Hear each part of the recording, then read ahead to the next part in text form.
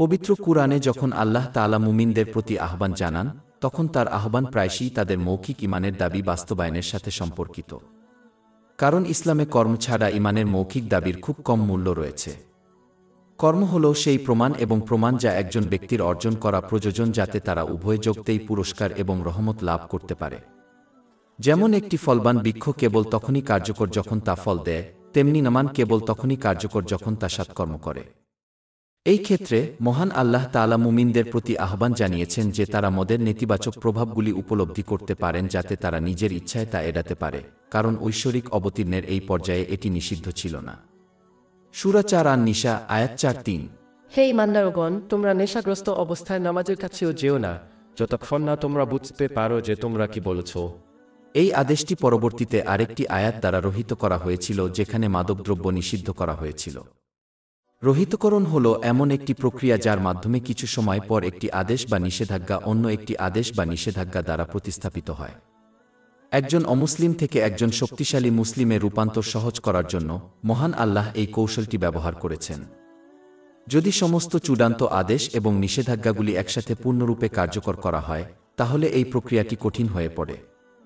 এই কারণেই ইসলামে মদ্যপান অবিলম্বে নিষিদ্ধ করা হয়নি, কারণ এক মুহূর্তের মধ্যে তা ছেড়ে দেওয়া বেশিরভাগ লোকের জন্য কঠিন হতো যারা এটি পান করত। পরিবর্তে এটি পর্যায়ক্রমে নিষিদ্ধ করা হয়েছিল। সূরা ২ আল-বাকারা আয়াত ২১-৯। তারা তোমাকে মদ ও জুয়া সম্পর্কে জিজ্ঞাসা করে বলো, এগুলোতে মহাপাপ এবং মানুষের জন্য কিছু উপকারিতা রয়েছে, কিন্তু তাদের পাপ তাদের উপকারের চেয়ে অনেক বেশি। এবং অধ্যায় ৪ আন-নিসা আয়াত ৪-৩। হে ঈমানদারগণ, তোমরা নেশাগ্রস্ত অবস্থায় নামাজের কাছেও যেও না, যতক্ষণ না তোমরা বুঝতে পারো যে তোমরা কি বলছো। এবং পরিশেষে ৫ অধ্যায় আল-মাইদাহ আয়াত ৯-০। হে ঈমানদারগণ, নিশ্চয়ই মদ, জুয়া, আল্লাহ ব্যতীত পাথরের বেদিতে বলিদান এবং ভাগ নির্ধারণকারী তীর শয়তানের কাছ থেকে অপবিত্রতা মাত্র, তাই তোমরা এগুলো থেকে বিরত থাকো যাতে তোমরা সফলকাম হতে পারো। এই প্রক্রিয়াটি চিকিৎসকরাও গ্রহণ করেন যারা সরাসরি সম্পূর্ণ ডোজ লিখে দেন না, বরং সময়ের সাথে সাথে ডোজ বাড়িয়ে দেন যাতে রোগীরা ইতিবাচকভাবে ওষুধের সাথে খাপ খাইয়ে নিতে পারে। এই কৌশলটি আসলে আল্লাহর পক্ষ থেকে এক বিরাট আশীর্বাদ এবং করুণা ছিল, কারণ ইসলাম গ্রহণকারী অসংখ্য মানুষ যদি ওহীর শুরুতে সমস্ত চূড়ান্ত আদেশ এবং নিষেধাজ্ঞা একসাথে নাজিল হতো তবে তা প্রত্যাখ্যান করত। এই আয়াতের শেষ অংশ দ্বারা ইঙ্গিত করা হয়েছে যে যদিও মহান আল্লাহ তাআলা নিঃসন্দেহে এটি করার ক্ষমতা রাখেন, তবুও তিনি মানুষের জন্য স্বাচ্ছন্দ্য এবং করুণার পথ বেছে নিয়েছেন। ৪র্থ অধ্যায় আন-নিসা আয়াত ৪-৩। হে ঈমানদারগণ, তোমরা নেশাগ্রস্ত অবস্থায় নামাজের কাছেও যেও না, যতক্ষণ না তোমরা বুঝতে পারো যে তোমরা কি বলছো। মদ্যপান নিষিদ্ধ করার আগে মুসলমানদের চিন্তাভাবনার ধর্ম অন্ধ অনুকরণ নয়। যে ব্যক্তি এই পৃথিবীর জিনিসপত্র এবং তাদের সম্মুখীন হওয়া অভিজ্ঞতা সম্পর্কে চিন্তা করে এবং ক্রমাগত বিচার করে যে এই জিনিসগুলি মানসিক শান্তির দিকে পরিচালিত করে কিনা, সে এই পৃথিবীতে তাদের কি পদক্ষেপ নেওয়া উচিত এবং কি পদক্ষেপ নেওয়া এড়িয়ে চলা উচিত তা উপলব্ধি করবে। এছাড়াও নিজের জন্য চিন্তা করার অর্থ হল ইসলামী শিক্ষার মধ্যে ইসলামের সত্যতা নির্দেশ করে এমন স্পষ্ট প্রমাণ এবং প্রমাণ অধ্যয়ন করা যা একজনকে দৃঢ় ঈমানের দিকে পরিচালিত করবে। পরিস্থিতি যাই হোক না কেন, স্বাচ্ছন্দ্য বা কষ্টের সময়ে মহান আল্লাহকে আনুগত্যে অবিচল থাকার জন্য দৃঢ় ঈমান অপরিহার্য। পবিত্র কুরআন এবং মহানবী মুহাম্মদ এর সুস্পষ্ট নিদর্শন এবং শিক্ষা সম্পর্কে জানার এবং তার উপর আমল করার মাধ্যমে একজন ব্যক্তি দৃঢ় ঈমান গড়ে তোলে। এই শিক্ষাগুলি প্রকাশ করে যে মহান আল্লাহর প্রতি আন্তরিক আনুগত্য ইহকাল এবং পরকালে মানসিক শান্তি বৃদ্ধি করে। বিপরীতে যারা ইসলামী শিক্ষাকে অবহেলা করে তাদের ঈমান দুর্বল হয়ে যাবে। এই ধরনের ব্যক্তিরা সহজেই তাদের আকাঙ্ক্ষার কাছে আত্মসমর্পণ করবে, তারা বুঝতে পারবে না যে মহান আল্লাহর আনুগত্যের জন্য এই আকাঙ্ক্ষা ত্যাগ করলে উভয় জগতেই মানসিক শান্তি ফিরে আসবে। অতএব ইসলামী জ্ঞান অর্জন এবং তার প্রয়োগের মাধ্যমে নিজের ঈমানে দৃঢ়তা তৈরি করা অত্যন্ত গুরুত্বপূর্ণ, যা মহান আল্লাহর আনুগত্যের প্রতি ধারাবাহিক প্রতিশ্রুতি নিশ্চিত করবে। এই যাত্রায় ইসলামী শিক্ষায় নির্দেশিত আশীর্বাদগুলিকে সঠিকভাবে ব্যবহার করা জড়িত। এর মাধ্যমে একজন ব্যক্তি তাদের মানসিক এবং শারীরিক উভয় অবস্থায় শান্তি এবং সম্প্রীতির অনুভূতি অর্জন করতে পারে এবং এটি তাদের জীবনের প্রতিটি জিনিসকে সঠিকভাবে স্থান দিতে উৎসাহিত করে। ৪র্থ অধ্যায় আন-নিসা আয়াত ৪-৩। হে ঈমানদারগণ, তোমরা নেশাগ্রস্ত অবস্থায় নামাজের কাছে যেও না, যতক্ষণ না তোমরা বুঝতে পারো যে তোমরা কি বলছো অথবা পবিত্র অবস্থায় থাকো। তবে যারা নামাজের স্থান দিয়ে যাতায়াত করে তাদের ছাড়া যতক্ষণ না তোমরা তোমাদের পুরো শরীর ধুয়ে ফেলো। এই আয়াতটি ইঙ্গিত করে যে পুরুষদের মসজিদে জামাতের সাথে নামাজ আদায় করা উচিত। পবিত্র কুরআন মসজিদে জামাতের সাথে ফরজ নামাজ আদায়ের গুরুত্ব নির্দেশ করে। সূরা 2 আল বাকারা আয়াত 4-3। এবং যারা ইবাদত ও আনুগত্যে রুকু করে তাদের সাথে রুকু করো। এই আয়াতের শিক্ষা এবং মহানবী শাক এর হাদিসের কারণে অনেক সম্মানিত আলেম মুসলিম পুরুষদের জন্য জামাতে নামাজ পড়া ফরজ বলে মনে করেছেন। উদাহরণস্বরূপ সুনানে আবু দাউদের 550 নম্বর হাদিসে লিপিবদ্ধ একটি হাদিস সতর্ক করে দিয়েছে যে যারা মসজিদে জামাতে নামাজ পড়া অবহেলা করে সাহাবাগণ রাত তাদেরকে মুনাফিক হিসেবে দেখেন। তাছাড়া মহানবী সাক এমনকি কঠোর পরিণতির বিষয়ে সতর্ক করে বলেছেন। তিনি বলেছেন যে যারা বৈধ কারণ ছাড়া মসজিদে নামাজ পড়তে যান না তাদের ঘর পুড়িয়ে দেওয়ার কথা বিবেচনা করবেন। সহিহ মুসলিমের 1-4-2 নম্বর হাদিসে এটির সমর্থন রয়েছে। তাই যারা এই গুরুত্বপূর্ণ দায়িত্ব পালন করতে সক্ষম তাদের জন্য এটি করা অপরিহার্য এবং অন্যান্য সৎকর্ম যেমন গৃহস্থালির কাজে সহায়তা করা কে বিকল্প বলে ভেবে নিজেদেরকে প্রতারিত না করা। সহিহ বুখারী শরীফের 676 নম্বর হাদিসে যেমন উল্লেখ করা হয়েছে, পরিবারকে ভরণ পোষণ করা আসলেই পছন্দনীয়, তবুও মহানবী হযরত মুহাম্মদ সাক এর ঐতিহ্যের সঠিক অগ্রাধিকার বজায় রাখা এবং ব্যক্তিগত ইচ্ছার উপর ভিত্তি করে এর গুরুত্ব পরিবর্তন না করা অত্যন্ত গুরুত্বপূর্ণ। যারা তা করে তারা তার শিক্ষা থেকে দূরে সরে যাচ্ছে এবং কেবল তাদের নিজস্ব প্রবণতা অনুসরণ করছে, এমনকি সৎকর্মের মধ্যেও। উল্লেখযোগ্য যে পূর্বে উদ্ধৃত একই হাদিসে জোর দেওয়া হয়েছে যে যখন ফরজ নামাজের সময় আসত তখন মহানবী হযরত মুহাম্মদ শাক তৎক্ষণাৎ মসজিদে যেতেন। 4th অধ্যায় আন-নিসা আয়াত 4-3। আর যদি তুমি অসুস্থ থাকো অথবা ভ্রমণে থাকো অথবা তোমাদের কেউ পায়খানা থেকে আসে অথবা তুমি নারীদের সাথে যোগাযোগ করে থাকো অর্থাৎ সহবাস করে থাকো। পবিত্র কুরআন এবং মহানবী সাত এর হাদিস অধ্যয়ন করার সময় যে বিষয়গুলি লক্ষ্য করা যায় তা হল স্পষ্ট বিষয়গুলি সরাসরি আলোচনা করা হয় না বরং পরোক্ষভাবে বিনয়ের ইঙ্গিত দেওয়া হয়।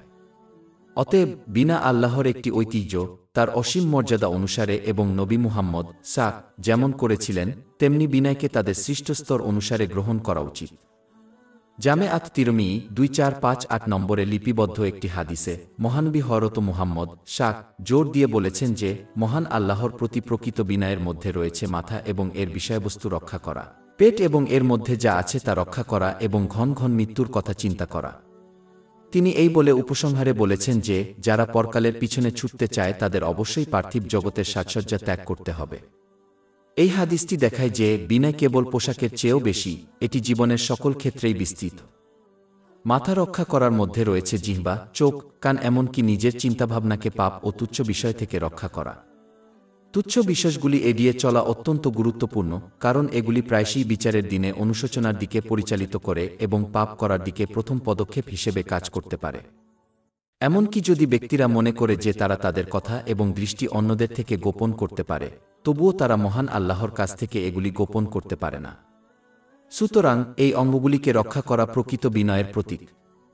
অতিরিক্তভাবে পেটকে রক্ষা করার অর্থ হল অবৈধ সম্পদ এবং খাবার থেকে দূরে থাকা, কারণ এগুলো গ্রহণ করলে একজনের সৎকর্ম প্রত্যাখ্যান হতে পারে, যেমন সহিহ মুসলিমের 2342 নম্বর হাদিসে উল্লেখ করা হয়েছে। ঠিক যেমন একজনের নিয়ত ইসলামের অভ্যন্তরীণ ভিত্তি গঠন করে, তেমনি ইসলামের বাহ্যিক ভিত্তি হল হালাল উপার্জন এবং ব্যবহারের মধ্যে। মহান আল্লাহর সামনে বিনয়ের সাথে মৃত্যুর কথাও ধারাবাহিকভাবে স্মরণ করা জড়িত। এই স্মরণ অত্যন্ত গুরুত্বপূর্ণ কারণ এটি আল্লাহর আনুগত্য এবং পাপ এড়িয়ে চলার জন্য আন্তরিক প্রতিশ্রুতি অনুপ্রাণিত করে, কারণ মৃত্যু কখন আসবে তা কেউ জানে না। এটি একটি স্মরণ করিয়ে দেয় যে এই জীবন মানুষের শেষ আবাস নয় এবং তারা অবশ্যই এখান থেকে উত্তরণ করবে। এটি মনে রাখলে একজন ব্যক্তিকে তাদের চূড়ান্ত গন্তব্য পরকালের জন্য প্রস্তুতি নিতে উৎসাহিত করা হয়। এই প্রস্তুতির জন্য একজনকে পবিত্র কুরআন এবং মহানবী মুহাম্মদ শাহ এর হাদিসে বর্ণিত আশীর্বাদগুলি সঠিকভাবে ব্যবহার করতে হবে। বিপরীতে যারা মৃত্যুর প্রতি চিন্তাভাবনা করতে লজ্জা পান তারা পরকালের অনিবার্য যাত্রার জন্য প্রস্তুতি নিতে অবহেলা করবেন। পরিবর্তে তারা তাদের সমস্ত প্রচেষ্টা উপভোগের সন্ধান এবং এই পৃথিবীতে তাদের জীবনকে সুন্দর করার দিকে মনোনিবেশ করতে পারেন। এই মানসিকতা মহান আল্লাহকে ভুলে যেতে এবং তার প্রতি আন্তরিক আনুগত্যের গুরুত্বকে ভুলে যেতে পারে, যার ফলে শেষ পর্যন্ত এই জীবন এবং পরকালীন জীবনেই অসুবিধা দেখা দিতে পারে। অধ্যায় 20 তাহা আয়াত 1-2-4। আর যে আমার স্মরণ থেকে মুখ ফিরিয়ে নেবে তার জীবন হবে দুর্বিষহ অর্থাৎ কঠিন, এবং আমি তাকে কিয়ামতের দিন অন্ধ অবস্থায় সম্মিলিত করব। পরিশেষে মহান আল্লাহর প্রতি বিনয় প্রদর্শনের অর্থ হল এই বস্তুগত জগতের বিক্ষেপের চেয়ে পরকালকে অগ্রাধিকার দেওয়া। এটা বোঝা অত্যন্ত গুরুত্বপূর্ণ যে এর মধ্যে রয়েছে ব্যক্তিগত এবং নির্ভরশীল চাহিদা পূরণের জন্য বস্তুগত সম্পদের ব্যবহার, অপচয়, অতিরিক্ত ব্যয় এবং অপব্যয় এড়িয়ে চলা, কারণ এই বৈশিষ্ট্যগুলি আল্লাহ তাআলার পছন্দ নয়। ৭ সূরা আল আরাফ, আয়াত ৩-১। আর খাও পান করো, কিন্তু অতিরিক্ত করো না, নিশ্চয়ই তিনি অতিরিক্ত কাজকারীদের পছন্দ করেন না। পরকালের উপর মনোযোগ কেন্দ্রীভূত করার অর্থ হল ইসলামী শিক্ষায় বর্ণিত আশীর্বাদগুলি সঠিকভাবে ব্যবহার করা, কেবল তাদের ব্যক্তিগত আকাঙ্ক্ষা পূরণ করার চেষ্টা করার পরিবর্তে। যারা এই পদ্ধতি গ্রহণ করে তারা এই জীবনে এবং পরকালে উভয় ক্ষেত্রেই প্রকৃত শান্তি এবং সাফল্য উপভোগ করবে, একটি ভারসাম্যপূর্ণ মানসিক ও শারীরিক অবস্থা অর্জনের মাধ্যমে এবং তাদের জীবনের সবকিছু এবং প্রত্যেককে সঠিকভাবে স্থাপন করার মাধ্যমে। অধ্যায় ১-৬ আন-নাহল, আয়াত ৯-৭। যে কেউ সৎকর্ম করে, পুরুষ হোক বা নারী, মুমিন অবস্থায়, আমি অবশ্যই তাকে পবিত্র জীবন দান করব এবং অবশ্যই তাদেরকে তাদের সর্বোত্তম কর্মের প্রতিদান দেব যা তারা করত। স্বাভাবিকভাবেই মহান আল্লাহ তাদের বাধ্যতামূলক কর্তব্য পালনে অক্ষমদের জন্য ছাড় প্রদান করেন, কারণ ইসলাম এমন একটি ধর্ম এবং জীবনধারা যা মানুষের প্রকৃতির সাথে খাপ খাইয়ে তৈরি করা হয়েছে এবং তাই তাদের সীমাবদ্ধতা এবং দুর্বলতাগুলিকে সম্মান করে। ৪ সূরা আন-নিসা, আয়াত ৪-৩। আর যদি তোমরা অসুস্থ হও অথবা ভ্রমণে থাকো, অথবা তোমাদের কেউ যদি পায়খানা থেকে আসে, অথবা তোমরা স্ত্রীলোকদের সাথে মিলিত হয়ে অর্থাৎ সহবাস করে পানি না পাও, তাহলে পবিত্র মাটি ব্যবহার করো এবং তোমাদের মুখমণ্ডল ও হাতটা দিয়ে মাসেহ করো। এই ছাড়ের ফলে প্রতিটি ব্যক্তি তাদের বাধ্যতামূলক কর্তব্য পালন করার এবং এমনকি এই পৃথিবীতে যে কোনো পরীক্ষার সম্মুখীন হলে তা সফলভাবে অতিক্রম করার ক্ষমতা অর্জন করে। সূরা ২ আল-বাকারা, আয়াত ২-৬। আল্লাহ কোন আত্মার উপর তার সাধ্যের বাইরে কোন বোঝা চাপান না। অতএব যদি মানুষ আন্তরিকভাবে মহান আল্লাহ তাআলার আনুগত্য করতে ব্যর্থ হয়, তাহলে তার আর কোনো অজুহাত থাকে না।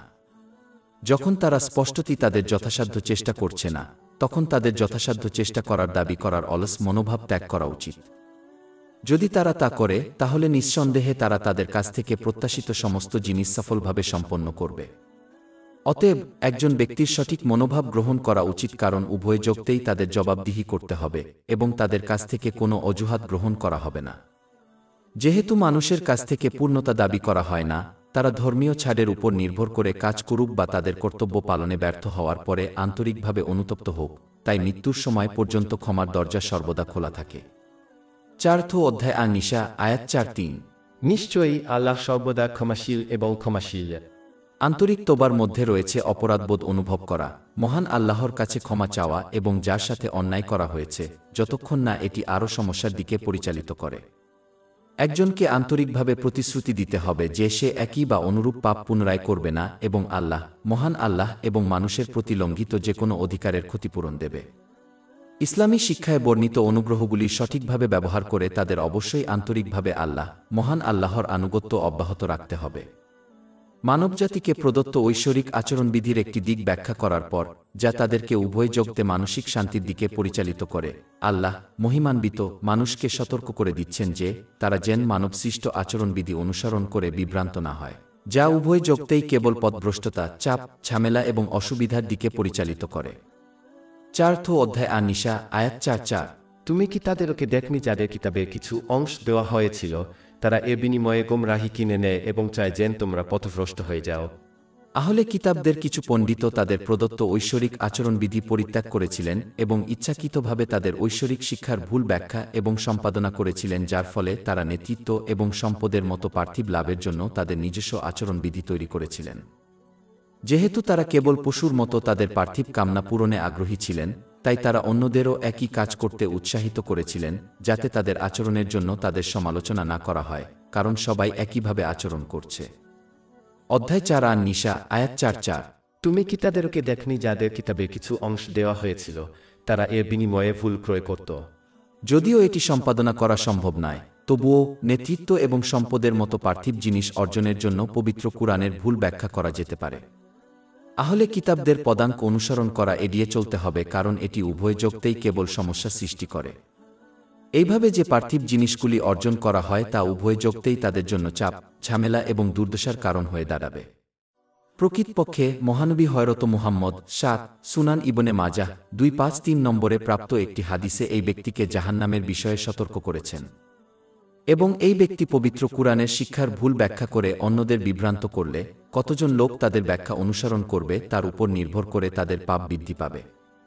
জামে আত তিরমিজি 2674 নম্বরে প্রাপ্ত একটি হাদিসে এই বিষয়ে সতর্ক করা হয়েছে। 4th অধ্যায় আন নিসা 4 নম্বর আয়াত। আর ইচ্ছে করছে তুমি পথ হারিয়ে ফেলো। অন্যদের অন্ধভাবে অনুকরণ করা এড়িয়ে চললেই কেউ তাদের দ্বারা বিভ্রান্ত হওয়া এড়াতে পারে। পরিবর্তে তাদের জ্ঞান এবং প্রমাণ অনুসারে প্রতিটি পরিস্থিতি মূল্যায়ন করার চেষ্টা করা উচিত, কোনো কিছুর উপর কাজ করা উচিত কিনা তা সিদ্ধান্ত নেওয়ার আগে। মহান আল্লাহ এই কারণেই মানুষকে সাধারণ জ্ঞান এবং বুদ্ধিমত্তা দিয়েছেন। এমনকি ইসলামিক শিক্ষা অন্ধভাবে অনুসরণ করার সমালোচনাও করেছে, কারণ মহান আল্লাহ চান মানুষ খোলা মনে ইসলামী শিক্ষা মূল্যায়ন করুক এবং তা বোধগম্যতা এবং অন্তর্দৃষ্টি দিয়ে অনুসরণ করুক। অধ্যায় 1-2 ইউসুফ আয়াত 108। বলুন, এটি আমার পথ, আমি এবং আমার অনুসারীরা বিজ্ঞতার সাথে আল্লাহর দিকে আহ্বান করি। এবং 3-4তম অধ্যায় সাবা 4-6তম আয়াত। বলুন, আমি তোমাদেরকে কেবল একটি বিষয়ে উপদেশ দিচ্ছি, তোমরা আল্লাহর জন্য জোড়ায় জোড়ায় এবং এককভাবে দাঁড়িয়ে থাকো, তারপর চিন্তা করো তোমাদের সঙ্গীর মধ্যে কোন পাগলামি নেই, তিনি কেবল তোমাদের জন্য কঠোর শাস্তির পূর্বে সত্যকারী। অতএব অন্যদের অন্ধভাবে অনুকরণ করা এড়িয়ে চলতে হবে, এমনকি যদি তা জনপ্রিয় মতামত হয়, এবং সিদ্ধান্ত নেওয়ার আগে জ্ঞান এবং প্রমাণ অনুসারে প্রতিটি পরিস্থিতি মূল্যায়ন করার জন্য তাদের সাধারণ জ্ঞান এবং বুদ্ধি ব্যবহার করতে হবে। যে ব্যক্তি এইভাবে আচরণ করে তার ধর্মীয় এবং পার্থিব উভয় ক্ষেত্রেই সঠিক সিদ্ধান্ত নেওয়ার সম্ভাবনা বেশি থাকে। এছাড়াও ইসলাম ব্যক্তিদের তাদের আকাঙ্ক্ষাকে নিয়ন্ত্রণ করতে এবং ইসলামী শিক্ষায় বর্ণিত অনুগ্রহগুলোকে সঠিকভাবে কাজে লাগাতে উৎসাহিত করে। এই নির্দেশনার লক্ষ্য হল ইহকাল এবং পরকাল উভয় জীবনেই মানসিক শান্তি বজায় রাখা। ফলস্বরূপ যারা পার্থিব সুখ স্বাচ্ছন্দ্যের পিছনে অগ্রাধিকার দেয় তারা প্রায়শই মুসলমানদের আল্লাহ তাআলার আনুগত্য করার প্রচেষ্টার সমালোচনা করে। 4th অধ্যায় আন নিসা 4 নং আয়াত। আর ইচ্ছে করছে তুমি পথ হারিয়ে ফেলো। যখন কেউ তার চারপাশের লোকেদের থেকে ভিন্ন পথ বেছে নেয়, তখন এটি তার নিজের জীবন পছন্দ সম্পর্কে নিরাপত্তাহীনতার অনুভূতির দিকে পরিচালিত করতে পারে। তারা তাদের প্রদত্ত আশীর্বাদগুলি সঠিকভাবে ব্যবহার করতে অস্বস্তি বোধ করতে পারে, বিশেষ করে যখন তারা মহান আল্লাহকে মেনে চলার প্রতিশ্রুতির জন্য সমালোচনার মুখোমুখি হয়। দুঃখজনকভাবে এই নেতিবাচকতা প্রায়শই নিজের পরিবার থেকেই উদ্ভূত হয়। তাছাড়া সোশ্যাল মিডিয়া, ফ্যাশন এবং প্রচলিত সাংস্কৃতিক রীতিনীতি দ্বারা প্রভাবিত সমাজ, যারা ইসলামী নীতিমালা অনুযায়ী জীবনযাপন করার চেষ্টা করে তাদের অবজ্ঞার চোখে দেখে। এই প্রতিক্রিয়ার মূলে রয়েছে এই উদ্বেগ যে ইসলামের প্রতি সত্যিকারের অঙ্গীকার তাদের সম্পদ এবং প্রভাব অর্জনের ক্ষমতাকে বাধাগ্রস্ত করতে পারে। ইসলাম যেসব শিল্পের সমালোচনা করে, যেমন অ্যালকোহল এবং বিনোদন শিল্প, সেগুলি সক্রিয়ভাবে মানুষকে ইসলাম গ্রহণ থেকে বিরত রাখতে এবং মুসলমানদের তাদের ধর্ম মেনে চলা থেকে নিরুৎসাহিত করতে কাজ করে। বিভিন্ন প্ল্যাটফর্মে ইসলামের ব্যাপক নেতিবাচক চিত্রায়নের এটি একটি মূল কারণ। পরিশেষে যখন কেউ ইসলামিক শিক্ষার প্রতি প্রতিশ্রুতিবদ্ধ হয়, যা আত্মনিয়ন্ত্রণ এবং প্রদত্ত আশীর্বাদের যথাযথ ব্যবহারের পক্ষে কথা বলে, তখন যারা অনিয়ন্ত্রিত আকাঙ্ক্ষা অনুসরণ করতে পছন্দ করে তারা হুমকির সম্মুখীন হতে পারে। এর ফলে অন্যদের ইসলাম গ্রহণ বা এর নীতিগুলি অনুশীলন করা থেকে বিরত রাখার চেষ্টা করা হতে পারে, বরং আরও সুখী জীবনধারা প্রচারের লক্ষ্যে। ইসলামের নির্দিষ্ট দিকগুলি, যেমন মহিলাদের জন্য পোশাক কোড, প্রায়শই সমালোচনার জন্য আলাদা করা হয়। এটা সহজেই দেখা যায় যে তাদের আপত্তি ইসলামের আত্মশৃঙ্খলার বার্তার সাথে একটি গভীর সমস্যা থেকে উদ্ভূত।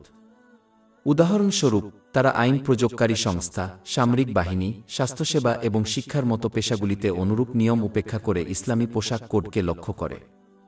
এই নির্বাচনী সমালোচনা তাদের যুক্তিতে একটি দুর্বলতা প্রকাশ করে। বাস্তবে এটি ইসলামী মূল্যবোধ এবং তাদের নিজস্ব জীবনধারা পছন্দের মধ্যে বৈপরীত্য যা তাদের অস্বস্তিকর করে তোলে, যা তাদেরকে ইসলামের অযৌক্তিক সমালোচনা করতে প্ররোচিত করে। অধ্যায় 4 আন নিসা আয়াত 4। আর ইচ্ছে করছে তুমি পথ হারিয়ে ফেলো। যেহেতু একমাত্র মহান আল্লাহ তাআলাই সবকিছু জানেন, এমনকি ইসলামের শত্রুদের কৌশলও, তাই তিনিই সঠিক পথনির্দেশনা এবং অন্যদের দ্বারা বিভ্রান্ত না হওয়ার চাবিকাঠি দান করেন। 4th সূরা আন নিসা আয়াত 4। আর আল্লাহ তোমাদের শত্রুদের সম্পর্কে ভালো জানেন, আর আল্লাহই যথেষ্ট বন্ধু হিসেবে এবং আল্লাহই যথেষ্ট সাহায্যকারী হিসেবে। পথভ্রষ্টতা থেকে ঐশ্বরিক সুরক্ষা কেবল সেই ব্যক্তিকেই দেওয়া হবে যে আন্তরিকভাবে মহান আল্লাহ তাআলার আনুগত্য করে। এর মধ্যে ইসলামী শিক্ষায় বর্ণিত অনুগ্রহগুলো সঠিকভাবে ব্যবহার করা অন্তর্ভুক্ত। এটি নিশ্চিত করবে যে তারা একটি ভারসাম্যপূর্ণ মানসিক ও শারীরিক অবস্থা অর্জন করবে এবং বিচারের দিনে তাদের জবাবদিহিতার জন্য পর্যাপ্তভাবে প্রস্তুত থাকাকালীন সবকিছু এবং প্রত্যেককে তাদের জীবনের মধ্যে সঠিকভাবে স্থান দেবে। অতএব এই আচরণ উভয় জগতেই মানসিক শান্তির দিকে পরিচালিত করবে। সূরা ১/৬ আন-নাহল আয়াত ৯-৭। যে কেউ সৎকর্ম করে, পুরুষ হোক বা নারী, মুমিন অবস্থায়, আমি অবশ্যই তাকে পবিত্র জীবন দান করব এবং অবশ্যই তাদেরকে তাদের সর্বোত্তম কর্মের প্রতিদান দেব যা তারা করত। অন্যদিকে যে ব্যক্তি আল্লাহর অবাধ্যতা অব্যাহত রাখে, তার প্রদত্ত আশীর্বাদের অপব্যবহার করে, সে পথভ্রষ্টতা থেকে ঐশ্বরিক সুরক্ষা পাবে না, বরং তার মানসিক ও শারীরিক অবস্থা ভারসাম্যহীন হয়ে পড়বে। সে তার জীবনের সবকিছু এবং সবকিছুকে ভুল জায়গায় রাখবে এবং বিচার দিবসের জবাবদিহিতার জন্য পর্যাপ্ত প্রস্তুতি নিতে ব্যর্থ হবে। অতএব তার মনোভাব উভয় জগতেই চাপ, ঝামেলা এবং অসুবিধার দিকে পরিচালিত করবে, এমনকি যদি সে পার্থিব বিলাসিতা উপভোগ করে। অধ্যায় ৯ তওবা আয়াত ৮-২। তারা যা অর্জন করেছিল তার প্রতিদান হিসেবে তারা একটু হেসে ফেলুক এবং তারপর অনেক কাঁদুক। এবং অধ্যায় ২-০ তাহা আয়াত ১-২-৪, ১-২-৬। আর ও যে আমার স্মরণ থেকে মুখ ফিরিয়ে নেবে, তার জীবন হবে দুর্বিষহ অর্থাৎ কঠিন, আর আমি তাকে কিয়ামতের দিন অন্ধ অবস্থায় একত্রিত করবে। সে বলবে, হে আমার প্রতিপালক, আমি যখন দৃষ্টিশক্তি সম্পন্ন ছিলাম তখন তুমি আমাকে অন্ধ অবস্থায় কেন উঠালে? আল্লাহ বলবেন, এভাবেই আমার নিদর্শন তোমার কাছে এসেছিল আর তুমি সেগুলো ভুলে গিয়েছিলে, আর আজ তোমাকেও এভাবেই ভুলে যাওয়া হবে। ব্যক্তিদের জন্য ইসলামিক শিক্ষাকে আন্তরিকভাবে গ্রহণ করা এবং তার উপর আমল করা অপরিহার্য, এমনকি যখন সেই শিক্ষাগুলি ব্যক্তিগত আকাঙ্ক্ষার সাথে সংঘর্ষে লিপ্ত হতে পারে। ঠিক যেমন একজন জ্ঞানী রোগী তাদের স্বাস্থ্যের জন্য ডাক্তারের পরামর্শ অনুসরণ করেন, এমনকি যখন এতে অস্বাস্থ্যকর ওষুধ এবং কঠোর খাদ্যাভ্যাস জড়িত থাকে, তেমনি ইসলামের নীতিগুলিও মেনে চলা উচিত। জ্ঞানী রোগীর প্রতিশ্রুতি উন্নত মানসিক ও শারীরিক সুস্থতার দিকে পরিচালিত করে। একইভাবে যারা ইসলামী শিক্ষা গ্রহণ করে তারা তাদের মানসিক ও শারীরিক অবস্থায় গভীর উপকার লাভ করবে। কারণ মহান আল্লাহ ব্যক্তিদের মন ও দেহ উভয় ক্ষেত্রেই শান্তি অর্জনে সাহায্য করার জন্য, সেই সাথে তাদের জীবনের সবকিছু এবং প্রত্যেককে সঠিকভাবে স্থাপন করার জন্য চূড়ান্ত প্রজ্ঞার অধিকারী। যদিও সমাজ গবেষণার মাধ্যমে মানব প্রকৃতি বোঝার ক্ষেত্রে উল্লেখযোগ্য অগ্রগতি অর্জন করেছে, তবুও তার জ্ঞান প্রতিটি চ্যালেঞ্জ মোকাবেলায় অক্ষম। মানবিক অন্তর্দৃষ্টি মানুষকে সকল ধরনের চাপ থেকে রক্ষা করতে পারে না বা তাদের জীবনের সবকিছু এবং প্রত্যেককে সঠিকভাবে সাজানোর জন্য সাহায্য করতে পারে না, কারণ অন্তর্নিহিত সীমাবদ্ধতা এবং পক্ষপাত দুষ্টতা রয়েছে। একমাত্র মহান আল্লাহ এর জন্য প্রয়োজনীয় ব্যাপক জ্ঞান রাখেন, যা তিনি পবিত্র কুরআন এবং নবী মুহাম্মদের ঐতিহ্যের মাধ্যমে মানবজাতির কাছে প্রকাশ করেছেন। তার উপর শান্তি ও আশীর্বাদ বর্ষিত হোক। যারা ইসলামী শিক্ষা অনুসারে প্রদত্ত আশীর্বাদ সঠিকভাবে ব্যবহার করে এবং যারা করে না, তাদের মধ্যে পার্থক্য স্পষ্ট। যারা অন্যদেরকে খোলামেলা এবং নিরপেক্ষ মন দিয়ে পর্যবেক্ষণ করে। অনেক রোগী তাদের চিকিৎসার পিছনের বিজ্ঞান সম্পূর্ণরূপে উপলব্ধি না করেই তাদের ডাক্তারদের উপর বিশ্বাস করে। বিপরীতে মহান আল্লাহ ইসলামের শিক্ষার উপর প্রতিফলনকে উৎসাহিত করেন, যাতে কেউ সত্যিকার অর্থে তাদের ইতিবাচক প্রভাবকে চিনতে পারে। অন্ধবিশ্বাস দাবি করার পরিবর্তে তিনি স্পষ্ট প্রমাণের মাধ্যমে এই শিক্ষার সত্যতা উপলব্ধি করার জন্য ব্যক্তিদের আমন্ত্রণ জানান। যাই হোক, ইসলামের নীতিগুলি অন্বেষণ করার সময় এই যাত্রার জন্য একটি উন্মুক্ত মন এবং নিরপেক্ষ দৃষ্টিভঙ্গি প্রয়োজন। অধ্যায় ১-২ ইউসুফ আয়াত ১-০৮। বলুন, এটি আমার পথ, আমি এবং আমার অনুসারীরা বিজ্ঞতার সাথে আল্লাহর দিকে আহ্বান করি। অধিকন্তু যেহেতু মহান আল্লাহ তাআলাই মানুষের আধ্যাত্মিক হৃদয়, মনের শান্তির আবাসস্থল নিয়ন্ত্রণ করেন, তাই তিনিই একমাত্র সিদ্ধান্ত নেন কে তা পাবে এবং কে পাবে না। ৫-৩তম সূরা আন-নাজম আয়াত ৪-৩। এবং তিনি একজনকে হাসান এবং কাদান। আর এটা স্পষ্ট যে মহান আল্লাহ কেবল তাদেরকেই মানসিক প্রশান্তি দান করবেন যারা তার প্রদত্ত আশীর্বাদ সঠিকভাবে ব্যবহার করে। ৪র্থ অধ্যায় আন-নিসা আয়াত ৪-৫। আর আল্লাহ তোমাদের শত্রুদের সম্পর্কে ভালো জানেন, আর আল্লাহই যথেষ্ট বন্ধু হিসেবে এবং আল্লাহই যথেষ্ট সাহায্যকারী হিসেবে। এরপর আল্লাহ তাআলা মুসলিমদের সতর্ক করে বলেন, আহলে কিতাবদের পদাঙ্ক অনুসরণ না করতে, যারা ইচ্ছাকৃতভাবে তাদের বিশ্বাসকে কুফরের সাথে বিনিময় করেছিল। তারা এইভাবে আচরণ করেছিল কারণ তারা তাদের প্রদত্ত আশীর্বাদের অপব্যবহার করতে চেয়েছিল এবং কেবল নেতৃত্ব এবং সম্পদের মতো পার্থিব জিনিসপত্র অর্জনের জন্য চিন্তা করেছিল। ৪র্থ অধ্যায় আন-নিসা আয়াত ৪-৬। ইহুদিদের মধ্যে এমন কিছু লোক আছে যারা। প্রথমত লক্ষণীয় বিষয় হল তার এই আয়াতটি স্পষ্ট করে দেয় যে সকল আহলে কিতাব এই ধরনের আচরণ করতেন না। তাদের অনেকেই আন্তরিকভাবে আল্লাহকে মেনে চলেন, যার অর্থ হল আল্লাহকে সন্তুষ্ট করার জন্য প্রদত্ত আশীর্বাদগুলি ঐশী শিক্ষায় বর্ণিত উপায়ে ব্যবহার করা। এটি সেই গোষ্ঠীর কিছু সদস্যের কর্মকাণ্ডের উপর ভিত্তি করে একটি সম্পূর্ণ গোষ্ঠীর বিচার না করার গুরুত্ব নির্দেশ করে, কারণ এটি প্রায়শই বৈষম্যের দিকে পরিচালিত করে, যেমন বর্ণবাদ। অধ্যায় 4 আন-নিসা, আয়াত 4-6। ইহুদিদের মধ্যে এমন কিছু লোক আছে যারা সঠিক ব্যবহার থেকে শব্দ বিকৃত করে। এর মধ্যে রয়েছে নেতৃত্ব এবং সম্পদের মতো পার্থিব লাভের জন্য ইচ্ছাকৃতভাবে ঐশ্বরিক শিক্ষার ভুল ব্যাখ্যা করা। অধ্যায় 4 আন-নিসা, আয়াত 4-6। ইহুদিদের মধ্যে এমন কিছু লোক আছে যারা কথার বিকৃতি ঘটায় এবং বলে, আমরা শুনি এবং অমান্য করি। শ্রবণ এবং অমান্য করা মানে মৌখিকভাবে ঈমান গ্রহণ করা কিন্তু কর্মের মাধ্যমে তা বাস্তবায়িত না করা। এর মধ্যে রয়েছে মহান আল্লাহকে মান্য করা এবং তার অমান্য করার মধ্যে পার্থক্য জানা, তবুও ইচ্ছাকৃতভাবে প্রদত্ত আশীর্বাদের অপব্যবহার করে তার অমান্য করা। অধ্যায় 4 আন-নিসা, আয়াত 4-6। যারা কথাগুলোকে তাদের তীক্ষ্ণ ব্যবহার থেকে বিকৃত করে এবং বলে, আমরা শুনি এবং অমান্য করিয়ে, শুনি কিন্তু শোনা যায় না এবং রায় না, তাদের জীব মুচড়িয়ে। আহলে কিতাবদের কিছু পণ্ডিত ইচ্ছাকৃতভাবে নবী মুহাম্মদ এর প্রকাশ্যে সমালোচনা করার জন্য শব্দ বিকৃত করতেন, যদিও দাবি করতেন যে তাদের কথা নির্দোষ ছিল। এছাড়াও তাদের আচরণ তাদেরকে প্রদত্ত ঐশ্বরিক শিক্ষাকে ভুলভাবে উপস্থাপন করত এবং ফলস্বরূপ তারা অনেক মানুষকে আল্লাহ মহিমান্বিত আনুগত্য করতে নিরুৎসাহিত করত, কারণ তারা এমন একটি ধর্মকে চিত্রিত করত যা অন্যায্য এবং অন্যায্য ছিল। অধ্যায় 4 আন-নিসা, আয়াত 4-6। যারা শব্দগুলিকে তাদের শিথিল ব্যবহার থেকে বিকৃত করে এবং বলে, আমরা শুনি এবং অমান্য করি, শুনি কিন্তু শোনা যায় না এবং রায় না, তাদের জিহ্বা বিকৃত করে এবং ধর্মের অবমাননা করে। এরপর মহান আল্লাহ মুসলিমদের সতর্ক করে বলেন যে তারা যেন তাদের পদাঙ্ক অনুসরণ না করে বরং সঠিক মনোভাব অবলম্বন করে, যাতে তারা উভয় জগতেই মানসিক শান্তি লাভ করতে পারে। 4 সূরা আন-নিসা, আয়াত 4-6। আর যদি তারা বলত পরিবর্তে, আমরা শুনলাম এবং মান্য করলাম। এ থেকে স্পষ্ট হয়ে যায় যে ঈমানের মৌখিক ঘোষণার কোনো মূল্য নেই যতক্ষণ না তা শারীরিক আনুগত্যের দ্বারা সমর্থিত হয়। এই আনুগত্যের মধ্যে ইসলামী শিক্ষায় বর্ণিত অনুগ্রহগুলো সঠিকভাবে ব্যবহার করা হয়। উপরন্তু এই আয়াতে ঐশ্বরিক জ্ঞান সঠিকভাবে শোনার গুরুত্ব নির্দেশ করা হয়, যাতে এটি শারীরিক আনুগত্যের দিকে পরিচালিত করে।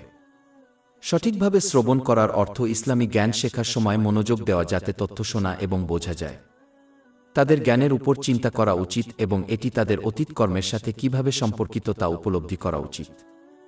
তাদের ভবিষ্যতে আলোচিত জ্ঞানকে কিভাবে বাস্তবায়িত করা যায় এবং আন্তরিকভাবে তা তাদের জীবনে কিভাবে বাস্তবায়ন করা যায় সে সম্পর্কে চিন্তা করা উচিত।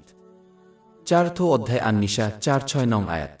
আর যদি তারা বলত, আমরা শুনি এবং মেনে চলি এবং আমাদের বুঝতে অপেক্ষা করো, তাহলে তাদের জন্য এটি আরও ভালো এবং আরও উপযুক্ত হতো। যে ব্যক্তি এই পদক্ষেপগুলি গ্রহণ করে না সে ঐশী শিক্ষা সঠিকভাবে শোনেনি এবং তাই সে তাদের জীবনে সেগুলি বাস্তবায়ন করতে পারে না। ইসলামী জ্ঞান সঠিকভাবে না শোনার একটি প্রধান কারণ হল যেসব মুসলমানদের কাছে বক্তৃতার মতো ইসলামী জ্ঞানের অ্যাক্সেস রয়েছে, তারা তাদের আচরণ বা কর্মকাণ্ডে মোটেও পরিবর্তন আনেন না, কারণ তারা ভুলভাবে বিশ্বাস করেন যে কেবল ইসলামী জ্ঞান শোনাই মহান আল্লাহকে খুশি করার জন্য যথেষ্ট, এমনকি যদি তাদের জীবনে শিক্ষাগুলি বাস্তবায়নের ইচ্ছা নাও থাকে। মহান আল্লাহ মানুষকে সতর্ক করে দিচ্ছেন যে পার্থিব লাভের জন্য ইচ্ছাকৃতভাবে ঐশী শিক্ষার ভুল ব্যাখ্যা করা এবং কর্মের মাধ্যমে ঈমানের মৌখিক ঘোষণা বাস্তবায়িত না করা কুফরিতে পরিণত হতে পারে। 4 সূরা আন-নিসা, আয়াত 4-6। কিন্তু আল্লাহ তাদের কুফরের জন্য তাদের অভিশাপ দিয়েছেন। কারণ যে ব্যক্তি আল্লাহর অবাধ্যতা অব্যাহত রাখে, তার প্রদত্ত নেয়ামতের অপব্যবহার করে, সে তার ঈমানকে বিষাক্ত করে তোলে এবং ফলস্বরূপ এটি মারা যেতে পারে। 4 সূরা আন-নিসা, আয়াত 4-6। কিন্তু আল্লাহ তাদের কুফরের জন্য তাদের অভিশাপ দিয়েছেন, তাই তারা খুব কম ঈমান আনে। এটা স্বীকার করা গুরুত্বপূর্ণ যে বিশ্বাস এমন একটি গাছের মতো যার যত্ন এবং মনোযোগ বৃদ্ধির প্রয়োজন। ঠিক যেমন সূর্যের আলোর মতো পুষ্টিহীন একটি উদ্ভিদ শুকিয়ে যাবে এবং মারা যাবে, তেমনি একজন ব্যক্তির বিশ্বাস হ্রাস পেতে পারে এবং মারা যেতে পারে যদি এটি আনুগত্যের দ্বারা সক্রিয়ভাবে সমর্থিত না হয়। এটিই সবচেয়ে বড় ক্ষতি। অধ্যায় 4 আন-নিসা, আয়াত 4-6। কিন্তু আল্লাহ তাদের কুফরের জন্য তাদের অভিশাপ দিয়েছেন, তাই তারা ঈমান আনে না, কেবল অল্প কিছু ব্যতীত। এই অল্প কিছু লোক আহলে কিতাবদের মধ্যে মুষ্টিমে আলেমদের কথাও বলতে পারেন, যারা ইসলামের আগমনের আগে এবং ইসলাম গ্রহণের পরে আন্তরিকভাবে আল্লাহ তাআলার আনুগত্য করেছিলেন, যেমন আব্দুল্লাহ ইবনে সালাম, আল্লাহ তার প্রতি সন্তুষ্ট থাকুন। এরপর আল্লাহ তাআলা আহলে কিতাবদের সতর্ক করে বলেন তারা যেন তাদের পথভ্রষ্ট আলেমদের পদাঙ্ক অনুসরণ না করে। 4 সূরা আন-নিসা আয়াত 4-7। হে যাদের কিতাব দেওয়া হয়েছে, তোমরা বিশ্বাস স্থাপন করো যা আমরা নাইল করেছি। যেমনটি আগে আলোচনা করা হয়েছে, ধর্মপ্রচারকদের অন্ধভাবে অনুকরণ করা এড়িয়ে চলা উচিত, তাদের দ্বারা বিভ্রান্ত হওয়া এড়িয়ে চলা উচিত। একজন ব্যক্তির অবশ্যই গবাদি পশুর মতো আচরণ করা এড়িয়ে চলা উচিত এবং পরিবর্তে তাকে প্রদত্ত সাধারণ জ্ঞান এবং বুদ্ধি ব্যবহার করে ইসলামী শিক্ষার মধ্যে আলোচিত স্পষ্ট প্রমাণ এবং প্রমাণগুলি অধ্যয়ন করা উচিত যাতে সে নিজের জন্য ইসলামের সত্যতা উপলব্ধি করতে পারে।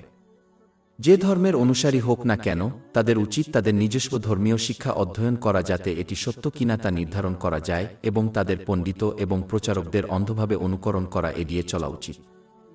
অধ্যায় 1-2 ইউসুফ আয়াত 108।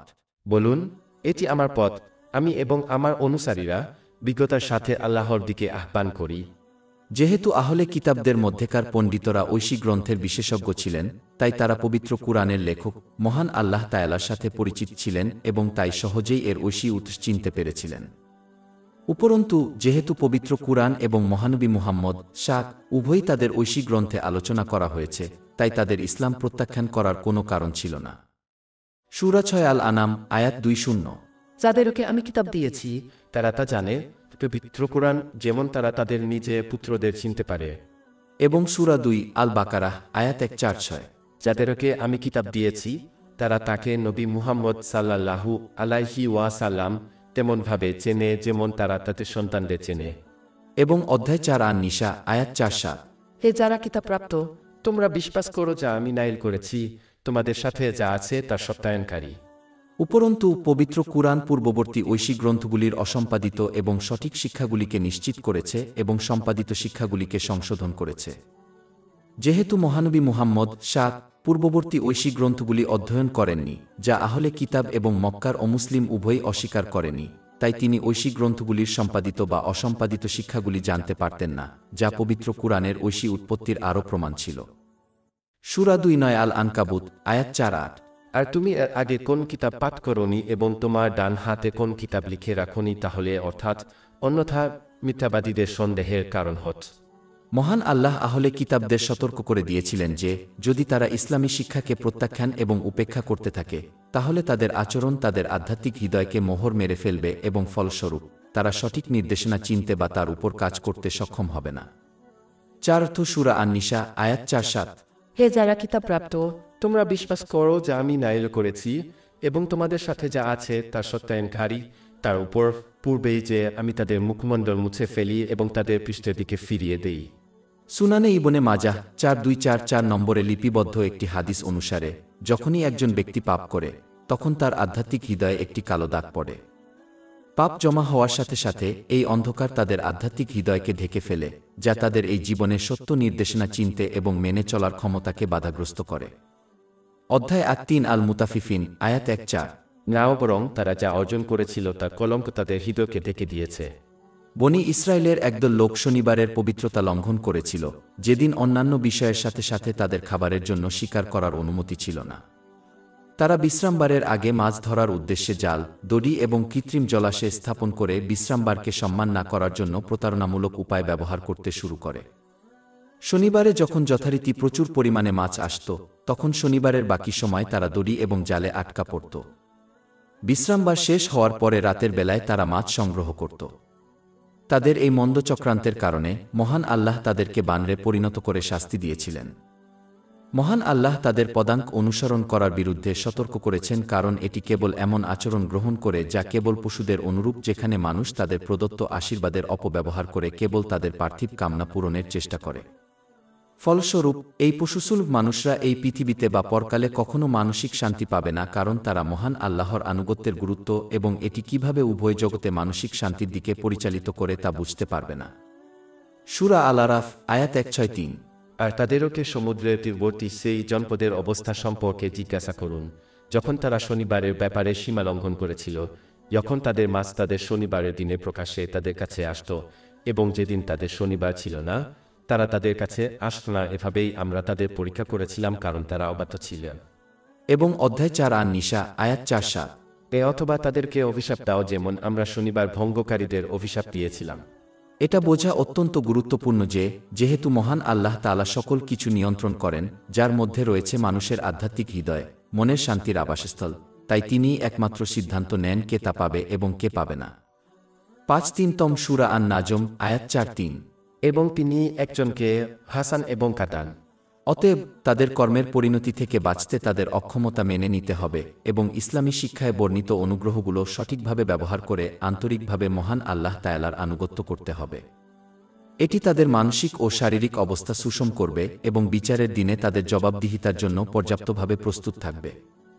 এই আচরণ উভয় জগতেই মানসিক শান্তির দিকে পরিচালিত করবে। কিন্তু যদি তারা প্রদত্ত অনুগ্রহের অপব্যবহার করে তার অবাধ্যতা অব্যাহত রাখে, তাহলে তারা একটি ভারসাম্যহীন মানসিক ও শারীরিক অবস্থা লাভ করবে এবং তাদের জীবনের সবকিছু এবং সকলকে ভুল স্থানে স্থাপন করবে। অতএব তাদের আচরণ তাদেরকে উভয় জগতেই চাপ, ঝামেলা এবং অসুবিধার দিকে পরিচালিত করবে, এমনকি তারা পার্থিব বিলাসিতা উপভোগ করলেও। যারা আন্তরিকভাবে আল্লাহ তাআলার আনুগত্য করে এবং যারা তা করে না তাদের পর্যবেক্ষণ করলে এই দুটি ফলাফল স্পষ্ট হয়। অধ্যায় ৪ আন-নিসা, আয়াত ৪-৭। এবং আল্লাহর সিদ্ধান্ত সর্বদাই পূর্ণ হয়। এরপর আল্লাহ তাআলা আহলে কিতাবদের মধ্যে থেকে আলেমদের, তাদের গুরুতর পাপ সত্ত্বেও এবং বিস্তৃতভাবে সকল মানুষকে আন্তরিকভাবে তওবা করার আহ্বান জানান, কারণ ক্ষমার দরজা সকল মানুষের জন্য তাদের মৃত্যুর সময় পর্যন্ত খোলা থাকে। ৪র্থ সূরা আন-নিসা, আয়াত ৪-৮। নিশ্চয়ই আল্লাহ তার সাথে শরীক করা ক্ষমা করেন না, তবে এর চেয়ে কম যাকে ইচ্ছা ক্ষমা করেন। ইসলামী পণ্ডিতদের সর্বজনীন একমত যে পাপ কিয়ামতের দিন আল্লাহ ক্ষমা করবেন না তা কুফর। যদি কেউ আন্তরিকভাবে তওবা করে এবং ইসলাম গ্রহণ করে তবে তা এই পৃথিবীতে ক্ষমা করা হয়, কিন্তু যদি কেউ কুফর অবস্থায় মারা যায় তবে কিয়ামতের দিন তা ক্ষমা করা হবে না। অন্যদিকে অন্য সকল পাপ যা থেকে কেউ আন্তরিকভাবে তওবা করেনি, আল্লাহ যদি ইচ্ছা করেন তাহলে কিয়ামতের দিন ক্ষমা করতে পারেন। তবে এটা মনে রাখা গুরুত্বপূর্ণ যে মহান আল্লাহ যে ব্যক্তি তার অধিকার লঙ্ঘন করে তাকে সহজেই ক্ষমা করে দেন, কিন্তু তিনি মানুষকে একে অপরকে ক্ষমা করতে বাধ্য করবেন না। যেহেতু কিয়ামতের দিন ন্যায় বিচার প্রতিষ্ঠিত হবে, তাই অন্যায়কারীকে তাদের ভালো কাজ তাদের শিকারের হাতে তুলে দিতে বাধ্য করা হবে এবং প্রয়োজনে অন্যায়কারী তাদের শিকারের পাপ গ্রহণ করবে। এর ফলে অন্যায়কারীকে জাহান্নামে নিক্ষেপ করা হতে পারে। সহিহ মুসলিমের ৬-৫-৭-৯ নম্বর হাদিসে এই বিষয়ে সতর্ক করা হয়েছে। যদিও মহান আল্লাহ বিচারের দিনে কুফর ছাড়া সকল পাপ ক্ষমা করতে পারেন, তবুও কারো ইচ্ছাপূরণমূলক চিন্তাভাবনা গ্রহণ করা উচিত নয়, কারণ এটি কেবল আল্লাহর অবাধ্যতায় অবিচল থাকতে উৎসাহিত করবে। ইচ্ছাপূরণমূলক চিন্তাভাবনা বলতে উভয় জগতে তার রহমত ও ক্ষমার আশা করে আল্লাহর অবাধ্যতায় অবিচল থাকা বোঝায়। ইসলামে এই মনোভাবের কোনো মূল্য নেই। অন্যদিকে প্রকৃত আশা বলতে আল্লাহর আনুগত্যের জন্য প্রচেষ্টা করা বোঝায়, যার মধ্যে ইসলামী শিক্ষা অনুসারে তাদের প্রদত্ত আশীর্বাদগুলি সঠিকভাবে ব্যবহার করা এবং নিজের আচরণ সংশোধন করা এবং তারপর উভয় জগতে আল্লাহর রহমত ও ক্ষমার আশা করা অন্তর্ভুক্ত। জামে আত-তিরমিজি ২-৪-৫-৯ নম্বরে প্রাপ্ত একটি হাদিসে এই পার্থক্যটি আলোচনা করা হয়েছে। অতএব একজনকে অবশ্যই এই পার্থক্যটি উপলব্ধি করতে হবে এবং নিশ্চিত করতে হবে যে তারা আল্লাহর রহমত ও ক্ষমার প্রকৃত আশা গ্রহণ করবে এবং ইচ্ছাপূরণমূলক চিন্তাভাবনা এড়িয়ে চলতে হবে, কারণ এটি তাদের এই পৃথিবীতে বা পরকালে সাহায্য করবে না। পরিশেষে যে ব্যক্তি ইচ্ছাকৃত চিন্তাভাবনা গ্রহণ করে সে হয়তো এই পৃথিবী থেকে তাদের ঈমান ছাড়াই চলে যেতে পারে, কারণ তারা মহান আল্লাহর অবাধ্যতার উপর অটল ছিল, তিনি তাদের প্রদত্ত আশীর্বাদের অপব্যবহার করে। ঈমান অনেকটা একটি সূক্ষ্ম উদ্ভিদের মতো যার বৃদ্ধির জন্য যত্ন এবং মনোযোগ প্রয়োজন। ঠিক যেমন একটি উদ্ভিদের বৃদ্ধির জন্য পুষ্টি প্রয়োজন, যেমন সূর্যালোক এবং জল, ঈমানের জন্য আনুগত্যের মাধ্যমে পুষ্টি প্রয়োজন। যখন কেউ এই লালন পালনকে অবহেলা করে তখন ঈমান শুকিয়ে যেতে পারে এবং মারা যেতে পারে, যার ফলে গভীর ক্ষতি হয়। এবং যদি এটি ঘটে তাহলে বিচারের দিন এই ব্যক্তিকে মহান আল্লাহ ক্ষমা করবেন না। সূরা ৪ আন-নিসা, আয়াত ৪-৮। নিশ্চয়ই আল্লাহ তার সাথে শরীক করা ক্ষমা করেন না, তবে এর চেয়ে কম যাকে ইচ্ছা ক্ষমা করেন। এই আয়াতটি ছোট শিরককেও নির্দেশ করতে পারে। ছোট শিরক বলতে বোঝায় মহান আল্লাহকে সন্তুষ্ট করার জন্য নয়, বরং অন্য যে কোনো কারণে ভালো কাজ করা। সুনানে ইবনে মাজাহ ৩-৯-৮-৯ নম্বরে প্রাপ্ত একটি হাদিসে এই বিষয়ে সতর্ক করা হয়েছে। এই ব্যক্তির অকৃতজ্ঞতা উপেক্ষা করা হবে না বা ক্ষমা করা হবে না এবং তাই তারা এই পৃথিবীতে বা পরকালে কোনো প্রতিদান পাবে না। জামে আত-তিরমিজি ৩-১-৫-৪ নম্বরে প্রাপ্ত একটি হাদিসে এই বিষয়ে সতর্ক করা হয়েছে। অতএব এমন আচরণ থেকে বিরত থাকা উচিত যা পরকালে সোয়াব হারাতে এবং শাস্তি পেতে পারে, যেমন ইচ্ছাকৃত চিন্তাভাবনা এবং ছোটখাটো শিরক। এই ধরনের আচরণ থেকে আন্তরিকভাবে অনুতপ্ত হওয়া উচিত। আন্তরিক তওবা হল সত্যিকার অর্থে অনুতপ্ত হওয়া মহান আল্লাহ তাআলার কাছে এবং যে কারো সাথে অন্যায় করা হয়েছে তার কাছ থেকে ক্ষমা চাওয়া, যতক্ষণ না এটি আরও সমস্যার দিকে পরিচালিত করে। ভবিষ্যতে একই ভুল এড়াতে এবং মহান আল্লাহ তাআলা এবং অন্যান্যদের প্রতি লঙ্ঘিত যে কোনো অধিকার সংশোধন করার জন্য আন্তরিকভাবে প্রতিশ্রুতিবদ্ধ হওয়া অপরিহার্য। উপরন্তু ইসলামী নীতিমালা অনুসারে আল্লাহ তাআলার দানকৃত আনুগত্য ব্যবহার করে বিশ্বস্ততার সাথে তার আনুগত্য করার চেষ্টা করা উচিত। ৪th অধ্যায় আন-নিসা, আয়াত ৪-৮। নিশ্চয়ই আল্লাহ তার সাথে শরিক করা ক্ষমা করেন না, তবে এর চেয়ে কম যাকে ইচ্ছা ক্ষমা করেন। আল্লাহ মহিমান্বিত বিচারের দিন কুফরকে ক্ষমা করবেন না, কারণ এটি এই পৃথিবীর জীবনের উদ্দেশ্যকে বাতিল করে দেবে। সূরা আল-মুলক, আয়াত ২। যিনি মৃত্যু ও জীবন সৃষ্টি করেছেন তোমাদের পরীক্ষা করার জন্য যে তোমাদের মধ্যে কে কর্মে উত্তম। এবং অধ্যায় ৪ আন-নিসা, আয়াতদি পরীক্ষায় অংশগ্রহণকারী সকল শিক্ষার্থীকে ৫ নম্বর দেওয়া হয়। যদিও তাদের মধ্যে কিছু শিক্ষার্থী অকৃতকার্য হয়, তাহলে পরীক্ষা দেওয়া অর্থহীন হবে। পরীক্ষার মূল উদ্দেশ্য হল কারা পাস করার যোগ্য এবং কারা ব্যর্থ হওয়ার যোগ্য, তাদের মধ্যে পার্থক্য করা। যদি মহান আল্লাহ কাফেরদেরকে মুমিনদের সাথে জান্নাতে প্রবেশের অনুমতি দেন, তাহলে তা দুই দলকে সমান করে দেবে, যা স্পষ্টতই ন্যায়বিচার ও ন্যায়বিচারের পরিপন্থী। সূরা ৪-৫ আল-জাসিয়াহ, আয়াত ২-১-৪-৭। যারা মন্দ কাজ করে তারা কি মনে করে যে আমি তাদেরকে তাদের মতো করে দেব? যারা ঈমান এনেছে এবং সৎকর্ম করেছে তাদের জীবন ও মৃত্যু সমান করে দেব। তারা যা সিদ্ধান্ত নেয় তা কঠিন না মন্দ। যদিও মহান আল্লাহ সর্বশক্তিমান, তবুও তার করুণা তার ন্যাযবিচার ও ন্যায্যতার পরিপন্থী নয়, কারণ এটি নেতিবাচক আচরণের দিকে পরিচালিত করবে, যা থেকে তিনি মুক্ত। একজন জাগতিক বিচারককে কঠোরভাবে সমালোচনা করা হতো এবং তাদের পদ থেকে অপসারণ করা হতো যদি তারা প্রতিটি অপরাধীকে শাস্তি না দিয়ে ক্ষমা করে দিত। তাহলে মহান বিচারক, সর্বোত্তম বিচারক আল্লাহর কাছ থেকে কিভাবে এই আচরণ আশা করা যায়? এই পৃথিবীতে সংগ্রাম ও প্রচেষ্টা ছাড়া কেউ পার্থিব সাফল্য অর্জন করতে পারে না, যেমন ডাক্তার হওয়া। যেহেতু জান্নাতে প্রবেশ লাভ করা যে কোনো পার্থিব সাফল্যের চেয়ে অনেক বড় সাফল্য, তাই এর জন্য কিছুটা সংগ্রামের প্রয়োজন। জান্নাতে প্রবেশ লাভের জন্য সর্বনিম্ন সংগ্রাম হল ঈমান, এমনকি যদি কেউ তার ঈমান দিয়ে পাপ করে থাকে। অধিকন্তু অবিশ্বাস হল স্রষ্টা ও পালনকর্তার বিরুদ্ধে স্পষ্ট অবাধ্যতা এবং সৃষ্টির উদ্দেশ্যের প্রতি স্পষ্ট প্রত্যাখ্যান। অধ্যায় ৫-১ আয়াত ধরিয়াত, আয়াত ৫-৬। আর আমি জিন ও মানুষকে আমার ইবাদত আনুগত্য করার জন্যই সৃষ্টি করিনি। যে ব্যক্তি তাদের স্রষ্টা মহান আল্লাহকে প্রত্যাখ্যান করে, সে বিচারের দিনে তার দ্বারা প্রত্যাখ্যাত হওয়ার যোগ্য। যে ব্যক্তি তাদের সৃষ্টির উদ্দেশ্য পূরণ করতে ব্যর্থ হয়, সে বিচারের দিনে প্রত্যাখ্যাত হওয়ার যোগ্য। ঠিক যেমন একটি আবিষ্কার যা সৃষ্টির উদ্দেশ্য পূরণ করতে ব্যর্থ হয়, তাকে ব্যর্থ বলে চিহ্নিত করা হয় এবং বাতিল করা হয়। একজন অমুসলিমকে জাহান্নামে চিরস্থায়ী শাস্তি ভোগ করতে হবে, কারণ পৃথিবীতে তাদের ক্ষণস্থায়ী অস্তিত্ব আল্লাহর প্রতি তাদের অবিশ্বাসের কারণে ক্ষতিগ্রস্ত হয়, যা তার চিরন্তন একত্বের বিরোধিতা করে। ফলস্বরূপ এই অবিশ্বাসের পরিণতি পরকালেও স্থায়ী হয়। অধিকন্তু একজন ব্যক্তিকে এই ভেবে বোকা বানানো উচিত নয় যে, যেহেতু মহান আল্লাহর ক্ষমা অসীম, তাই তিনি শিরককেও ক্ষমা করবেন।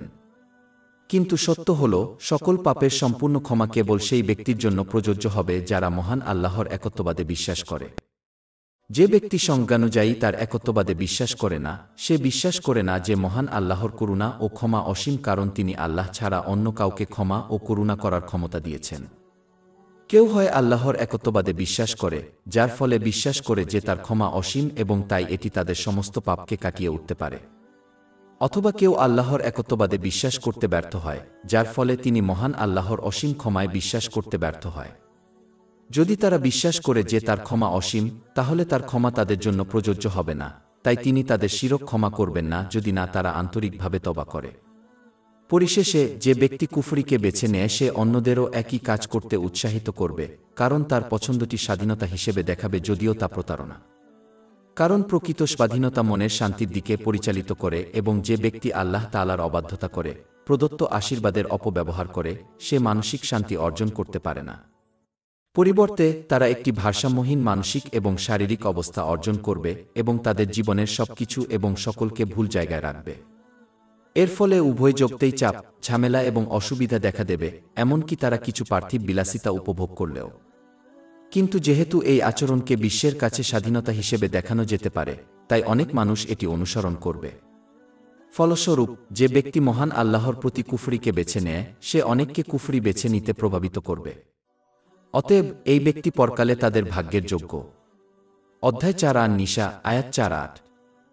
আর যে আল্লাহর সাথে অন্যদের শরিক করে সে অবশ্যই একটি মহাপাপ রচনা করেছে। পরিশেষে সমগ্র সৃষ্টি মহান আল্লাহর আওতাধীন এবং তার সম্পূর্ণ নিয়ন্ত্রণ ও এখতিয়ারাধীন। একজন ব্যক্তির তার নিয়ম মেনে চলা ছাড়া আর কোনো উপায় নেই। ঠিক যেমন একজন ব্যক্তি যদি একটি নির্দিষ্ট দেশের দায়িত্বে নিয়োজিত সরকারের দ্বারা নির্ধারিত নিয়ম মেনে চলতে ব্যর্থ হয়, তেমনি মহাবিশ্বের মালিকের নিয়ম মেনে চলতে ব্যর্থ হলে উভয় যোগতেই তার সমস্যা হবে। একজন ব্যক্তি যদি তার নিয়ম মেনে চলতে না পারে তবে একটি দেশ ছেড়ে যেতে পারে, কিন্তু এমন জায়গায় পালিয়ে যেতে পারবে না যেখানে মহান আল্লাহর নিয়ম ও এখতিয়ার প্রযোজ্য হয় না। একজন ব্যক্তি তার সমাজের নিয়ম পরিবর্তন করতে সক্ষম হতে পারে, কিন্তু তারা কখনো মহান আল্লাহর নিয়ম পরিবর্তন করতে পারবে না।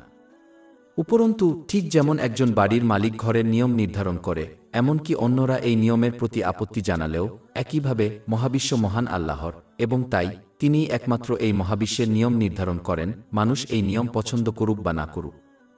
অতএব এই নিয়মগুলি মেনে চলতে হবে নিজের স্বার্থে। যে ব্যক্তি এই সত্যটি বোঝে সে মহান আল্লাহর বিধান মেনে চলবে এবং পবিত্র কুরআন এবং মহানবী মুহাম্মদ এর হাদিস অনুসারে প্রদত্ত আশীর্বাদগুলি তার সন্তুষ্টির জন্য ব্যবহার করে তার আনুগত্য করার চেষ্টা করবে। একজন ব্যক্তি হয় আল্লাহর আদেশ ও নিষেধের পিছনের হিকমতগুলি শেখার চেষ্টা করতে পারে, যাতে সে বুঝতে পারে যে কিভাবে সেগুলি তাদের এবং বৃহত্তর সমাজের জন্য উপকারী এবং কিভাবে তারা উভয় জগতে মানসিক ও শারীরিক শান্তির দিকে পরিচালিত করে, অথবা সে তাদের আকাঙ্ক্ষার উপাসনা করতে পারে এবং ইসলামের শিক্ষা প্রত্যাখ্যান করতে পারে। কিন্তু যে ব্যক্তি ইসলামী নিয়ম মেনে চলতে ব্যর্থ হয় তার উচিত উভয় জগতেই তার পছন্দের পরিণতির মুখোমুখি হওয়ার জন্য নিজেকে প্রস্তুত করা, এবং কোনো আপত্তি, প্রতিবাদ বা অভিযোগ তাকে রক্ষা করতে পারবে না। অধ্যায় 1-8 আল কাহফ আয়াত 2-9। আর বলো, সব তোমাদের প্রতিপালকের পক্ষ থেকে এসেছে, অতএব যার ইচ্ছা আছে বিশ্বাস করুক, আর যার ইচ্ছা আছে বিশ্বাস করুক। নিশ্চয়ই আমরা জালেমদের জন্য আগুন প্রস্তুত রেখেছি, যার প্রাচীর তাদেরকে ঘিরে থাকবে। যদি তারা ত্রাণ প্রার্থনা করে তবে তাদের ত্রাণ ঘোলা তেলের মতো জল দিয়ে ত্রাণ করা হবে, যা তাদের মুখ পুড়িয়ে দেবে পানীয় কত নিকৃষ্ট, আর বিশ্রামস্থল কত নিকৃষ্ট, আর বিশ্রামস্থল কত নিকৃষ্ট। 4 অধ্যায় আন নিসা আয়াত 4-9। তুমি কি এগুলো দেখোনি? এই শ্লোকের শুরুতেই এমন আত্মমগ্ন মনোভাব এড়ানোর গুরুত্ব নির্দেশ করা হয়েছে যেখানে কেউ কেবল নিজের জীবন এবং বিশেষ করে নিজের সমস্যা নিয়েই চিন্তা করে। যে ব্যক্তি এইভাবে আচরণ করে সে সাধারণ ইতিহাস, তার নিজস্ব ব্যক্তিগত ইতিহাস এবং তার চারপাশের মানুষের অবস্থার মধ্যে পাওয়া শিক্ষাগুলি কাজে লাগাতে ব্যর্থ হবে। এই বিষয়গুলি থেকে শিক্ষা নেওয়া হল সবচেয়ে শক্তিশালী উপায়গুলির মধ্যে একটি, যার মাধ্যমে একজন ব্যক্তি তার আচরণ উন্নত করতে পারে এবং ইতিহাসের পুনরাবৃত্তি এড়াতে পারে যাতে সে মানসিক শান্তি অর্জন করতে পারে। উদাহরণস্বরূপ, যে ব্যক্তি ধনী ও বিখ্যাত ব্যক্তিদের তাদের প্রদত্ত আশীর্বাদের অপব্যবহার করতে দেখে এবং ফলস্বরূপ তারা কিভাবে মানসিক চাপ, মানসিক ব্যাধি, মাদকাসক্তি এবং আত্মহত্যার প্রবণতা জর্জরিত হতে দেখে, যদিও তারা আনন্দের মুহূর্তগুলি উপভোগ করে এবং এই পৃথিবীর বিলাসিতা উপভোগ করে, সে পর্যবেক্ষককে তাদের প্রদত্ত আশীর্বাদের অপব্যবহার করে তাদের পদাঙ্ক অনুসরণ না করতে শেখাবে এবং তারা নিশ্চিত হবে যে মনের শান্তি অনেক পার্থিব জিনিসপত্র রাখার মধ্যে নিহিত নয়। অথবা যখন একজন ব্যক্তি একজন অসুস্থ ব্যক্তিকে দেখে, তখন তাদের নিজের সুস্বাস্থ্যের জন্য কৃতজ্ঞতা প্রকাশ করতে এবং এটি হারানোর আগে সঠিকভাবে ব্যবহার করতে উৎসাহিত করা উচিত। অতএব ইসলাম নিয়মিতভাবে মুসলমানদেরকে এমন লোকদের পরিবর্তে পর্যবেক্ষণশীল মানুষ হতে উৎসাহিত করে যারা তাদের নিজস্ব বিষয়ে মগ্ন থাকে এবং তারা অন্য কোনো কিছুর প্রতি মনোযোগ দেয় না। 4-7 অধ্যায় মুহাম্মদ আয়াত 1-0। তারা কি পৃথিবীতে ভ্রমণ করেনি এবং দেখেনি যে তাদের পূর্ববর্তীদের পরিণাম কেমন হয়েছিল? যেমনটি আগে সতর্ক করা হয়েছিল, যে ব্যক্তি ইচ্ছাকৃত চিন্তাভাবনা গ্রহণ করে সে মহান আল্লাহর অবাধ্যতায় অটল থাকবে। আহলে কিতাবরা ইচ্ছাকৃত চিন্তাভাবনা গ্রহণ করেছিল কারণ তারা ধরে নিয়েছিল যে তারা আল্লাহর প্রিয়জন এবং তার বিশেষ লোক। সূরা 5 আল মাইদা আয়াত 1-8। কিন্তু ইহুদি ও খ্রিস্টানরা বলে, আমরা আল্লাহর সন্তান এবং তার প্রিয়জন। বলুন, তাহলে তিনি তোমাদের পাপের জন্য কেন শাস্তি দেন? বরং তোমরা তার সৃষ্টির অন্তর্ভুক্ত মানুষ, তিনি যাকে ইচ্ছা ক্ষমা করেন এবং যাকে ইচ্ছা শাস্তি দেন। তারা দাবি করে যে তাদের কর্ম নির্বিশেষে তাদের জন্য ক্ষমা ও করুণা নিশ্চিত। 4 অধ্যায় আন নিসা আয়াত 4-9। তুমি কি তাদেরকে দেখোনি যারা নিজেদেরকে পবিত্র বলে দাবি করে? দুঃখের বিষয় হল অনেক মুসলিমও একই ইচ্ছাকৃত চিন্তাভাবনা গ্রহণ করেছে। এই অজ্ঞ লোকেরা বিশ্বাস করে যে তারা যেহেতু মহানবী মুহাম্মদ শাক এর উম্মত, তাই তাদের কর্ম যাই হোক না কেন তাদের ক্ষমা করা হবে। যে অজ্ঞ ব্যক্তি ইসলামী জ্ঞান শিখতে এবং তার উপর আমল করতে ব্যর্থ হয়, সে ধরে নেয় যে আল্লাহর রীতিনীতি তাদের জন্য পরিবর্তিত হবে, ঠিক যেমন আহলে কিতাবরা ধারণা করেছিল। অর্থাৎ যদিও তিনি পূর্ববর্তী জাতিগুলিকে শাস্তি দিয়েছেন এবং শাস্তি দেবেন যারা ক্রমাগত তার অবাধ্য হয়েছিল, তবুও অজ্ঞ ব্যক্তি বিশ্বাস করে যে এই রীতিনীতি তাদের জন্য পরিবর্তিত হবে। কিন্তু তারা বুঝতে ব্যর্থ হয় যে মহান আল্লাহর রীতিনীতি কারো বা কোনো জাতির জন্য পরিবর্তিত হয় না। ৩-৫তম সূরা ফাতির, আয়াত ৪-৩। নিশ্চয়ই আল্লাহ তার সাথে শরীক করা ক্ষমা করেন না, তবে এর চেয়ে কম যাকে ইচ্ছা ক্ষমা করেন। ঠিক তাহলে তারা কি পূর্বতীদের পদ্ধতি অর্থাৎ ভাগ্য ছাড়া অপেক্ষা করছে? কিন্তু তুমি আল্লাহর পদ্ধতিতে অর্থাৎ প্রতিষ্ঠিত পদ্ধতিতে কখনো কোন পরিবর্তন পাবে না, এবং তুমি আল্লাহর পদ্ধতিতে কখনো কোন পরিবর্তন পাবে না। যেমনটি আগে আলোচনা করা হয়েছে, যখন কেউ ইচ্ছাকৃত চিন্তাভাবনা গ্রহণ করে তখন তাদের ঈমান হারানোর গুরুতর ঝুঁকি থাকে। আহলে কিতাবরা যারা ইচ্ছাকৃত চিন্তাভাবনা গ্রহণ করেছিল তারা ধরে নিয়েছিল যে তারা অবিশ্বাসী হলেও এখনও বিশ্বাসী এবং তাই সাহসের সাথে দাবি করেছিল যে তারা জান্নাতে প্রবেশ করবে, যদিও তাদের প্রথমে সামান্য শাস্তি দেওয়া হয়। সূরা ২ আল বাকারা, আয়াত ৮-০। আর তারা বলে, কয়েকদিন ছাড়া আগুন আমাদের স্পর্শ করবে না। বলো, তোমরা কি আল্লাহর সাথে কোন অঙ্গীকার করেছ? কারণ আল্লাহ কোনো তার অঙ্গীকার ভঙ্গ করবেন না। নাকি তোমরা আল্লাহর সম্পর্কে এমন কিছু বলেছ যা তোমরা জানো না? দুঃখের বিষয় হল, কিছু মুসলিম একই মনোভাব গ্রহণ করেছে, যেখানে তারা ধরে নিয়েছে যে তাদের বিশ্বাস নিয়ে এই পৃথিবী ছেড়ে চলে যাওয়ার নিশ্চয়তা রয়েছে এবং ফলস্বরূপ তারা নিজেদেরকে পবিত্র এবং পরিত্রাণপ্রাপ্ত বলে মনে করে। অধ্যায় ৪ আন নিসা, আয়াত ৪-৯। তুমি কি তাদেরকে দেখনি যারা নিজেদেরকে পবিত্র বলে দাবি করে? কিন্তু মহান আল্লাহ তাআলা স্পষ্ট করে বলেছেন যে পবিত্রতা হল ব্যক্তির মৌখিক ঈমানের ঘোষণাকে কর্মের মাধ্যমে সমর্থন করা। এর মধ্যে রয়েছে আন্তরিকভাবে আল্লাহ তাআলার আনুগত্য করা, তার প্রদত্ত আশীর্বাদ সঠিকভাবে ব্যবহার করে, যেমনটি ইসলামী শিক্ষায় বর্ণিত হয়েছে। এই আচরণ নিশ্চিত করবে যে ব্যক্তির উদ্দেশ্য, কথা এবং কর্ম বিশুদ্ধ এবং ফলস্বরূপ এটি উভয় যোগতেই তাদের মানসিক শান্তির দিকে পরিচালিত করবে, একটি ভারসাম্যপূর্ণ মানসিক ও শারীরিক অবস্থা অর্জনের মাধ্যমে এবং বিচারের দিনে তাদের জবাবদিহিতার জন্য পর্যাপ্তভাবে প্রস্তুত হওয়ার মাধ্যমে। সূরা আন-নিসা, আয়াত ৪-৯। বরং আল্লাহ যাকে ইচ্ছা পবিত্র করেন। কেউ পবিত্রতার পথ বেছে নিন বা না নিন, উভয় যোগতেই তাদের পছন্দের পরিণতি তাদের ভোগ করতে হবে। অধ্যায় ৪ আন-নিসা, আয়াত ৪-৯। এবং তাদের প্রতি অবিচার করা হয় না, খেজুরের বীজের ভেতরে একটি সুতোর সমানও। যেমনটি আগেই উল্লেখ করা হয়েছে, যে ব্যক্তি ইচ্ছাকৃত চিন্তাভাবনা গ্রহণ করে এই ধারণা করে যে তাদের আল্লাহর সাথে একটি বিশেষ সম্পর্ক রয়েছে এবং তাই তারা মুক্তির নিশ্চয়তা পেয়েছে, এমনকি যদি তারা তার অবাধ্যতা অব্যাহত রাখে, তবেও তারা আল্লাহর উপর অবিচার এবং অবিচার আরোপ করে। তারা দাবি করে যে মহান আল্লাহ তাদের মধ্যে থেকে দুষ্টদের সাথে সৎকর্মকারীর সমান আচরণ করবেন। সূরা ৪-৫ আল জাসিয়াহ, আয়াত ২-১। যারা মন্দ কাজ করে তারা কি মনে করে যে আমি তাদেরকে তাদের মতো করে দেব? যারা ঈমান এনেছে এবং সৎকর্ম করেছে তাদের জীবন ও মৃত্যু সমান করে দেব। তারা যা সিদ্ধান্ত নেয় তা কতই না মন্দ। আল্লাহ সম্পর্কে এই ভুল এবং অত্যন্ত অসম্মানজনক বিশ্বাস একজন ব্যক্তিকে ধ্বংস করার জন্য যথেষ্ট। ৪ সূরা আন-নিসা, আয়াত ৫-০। দেখো তারা আল্লাহর উপর কেমন মিথ্যা অপবাদ আরোপ করে, আর স্পষ্ট পাপ হিসেবে তাই যথেষ্ট। অতএব পবিত্র কুরআন এবং মহানবী হযরত মুহাম্মদ এর হাদিসে আলোচিত তার ঐশ্বরিক গুণাবলী এবং নাম সম্পর্কে জ্ঞান অর্জনের মাধ্যমে আল্লাহ সম্পর্কে ভুল বিশ্বাস গ্রহণ করা থেকে বিরত থাকা উচিত। এটি নিশ্চিত করবে যে কেউ আল্লাহ মহিমান্বিত সঠিক উপায়ে বিশ্বাস করবে। এটি নিশ্চিত করবে যে তারা ইসলামী শিক্ষায় বর্ণিত তার প্রদত্ত আশীর্বাদগুলি সঠিকভাবে ব্যবহার করে আন্তরিকভাবে তার আনুগত্য করবে। অন্যদিকে যে ব্যক্তি আল্লাহ মহিমান্বিত তার ঐশ্বরিক গুণাবলী এবং নাম সম্পর্কে অজ্ঞ থাকে, সে তার প্রতি ভুল বিশ্বাস গ্রহণ করবে যা কেবল তার অবাধ্যতার দিকে পরিচালিত করে, যেমন ইচ্ছাকৃত চিন্তাভাবনা। উদাহরণস্বরূপ, যে ব্যক্তি সঠিকভাবে বোঝে যে আল্লাহ মহিমান্বিত সর্বশক্তিমান, তিনি আন্তরিকভাবে তার আনুগত্য করার চেষ্টা করবেন এবং আশা করবেন যে তিনি তাদের পাপ ক্ষমা করবেন। কিন্তু যে ব্যক্তি আল্লাহ মহিমান্বিত ক্ষমাতে ভুলভাবে বিশ্বাস করে, সে তার অবাধ্যতা চালিয়ে যাবে এবং ধরে নেবে যে তিনি তাদের ক্ষমা করবেন।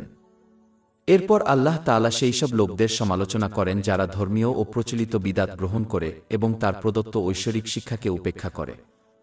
৪ সূরা আন-নিসা, আয়াত ৫-১। তুমি কি তাদেরকে দেখনি যাদের কিতাবের কিছু অংশ দেওয়া হয়েছে, যারা কুসংস্কার এবং মিথ্যা উপাসনার বস্তুতে বিশ্বাস করে। বিশেষ করে আহলে কিতাবদের কিছু পণ্ডিত নেতৃত্ব এবং সম্পদের মতো পার্থিব লাভের জন্য অদ্ভুত রীতিনীতি এবং বিশ্বাস গ্রহণ করেছিলেন যা তাদের ঐশী শিক্ষার সাথে সাংঘর্ষিক ছিল।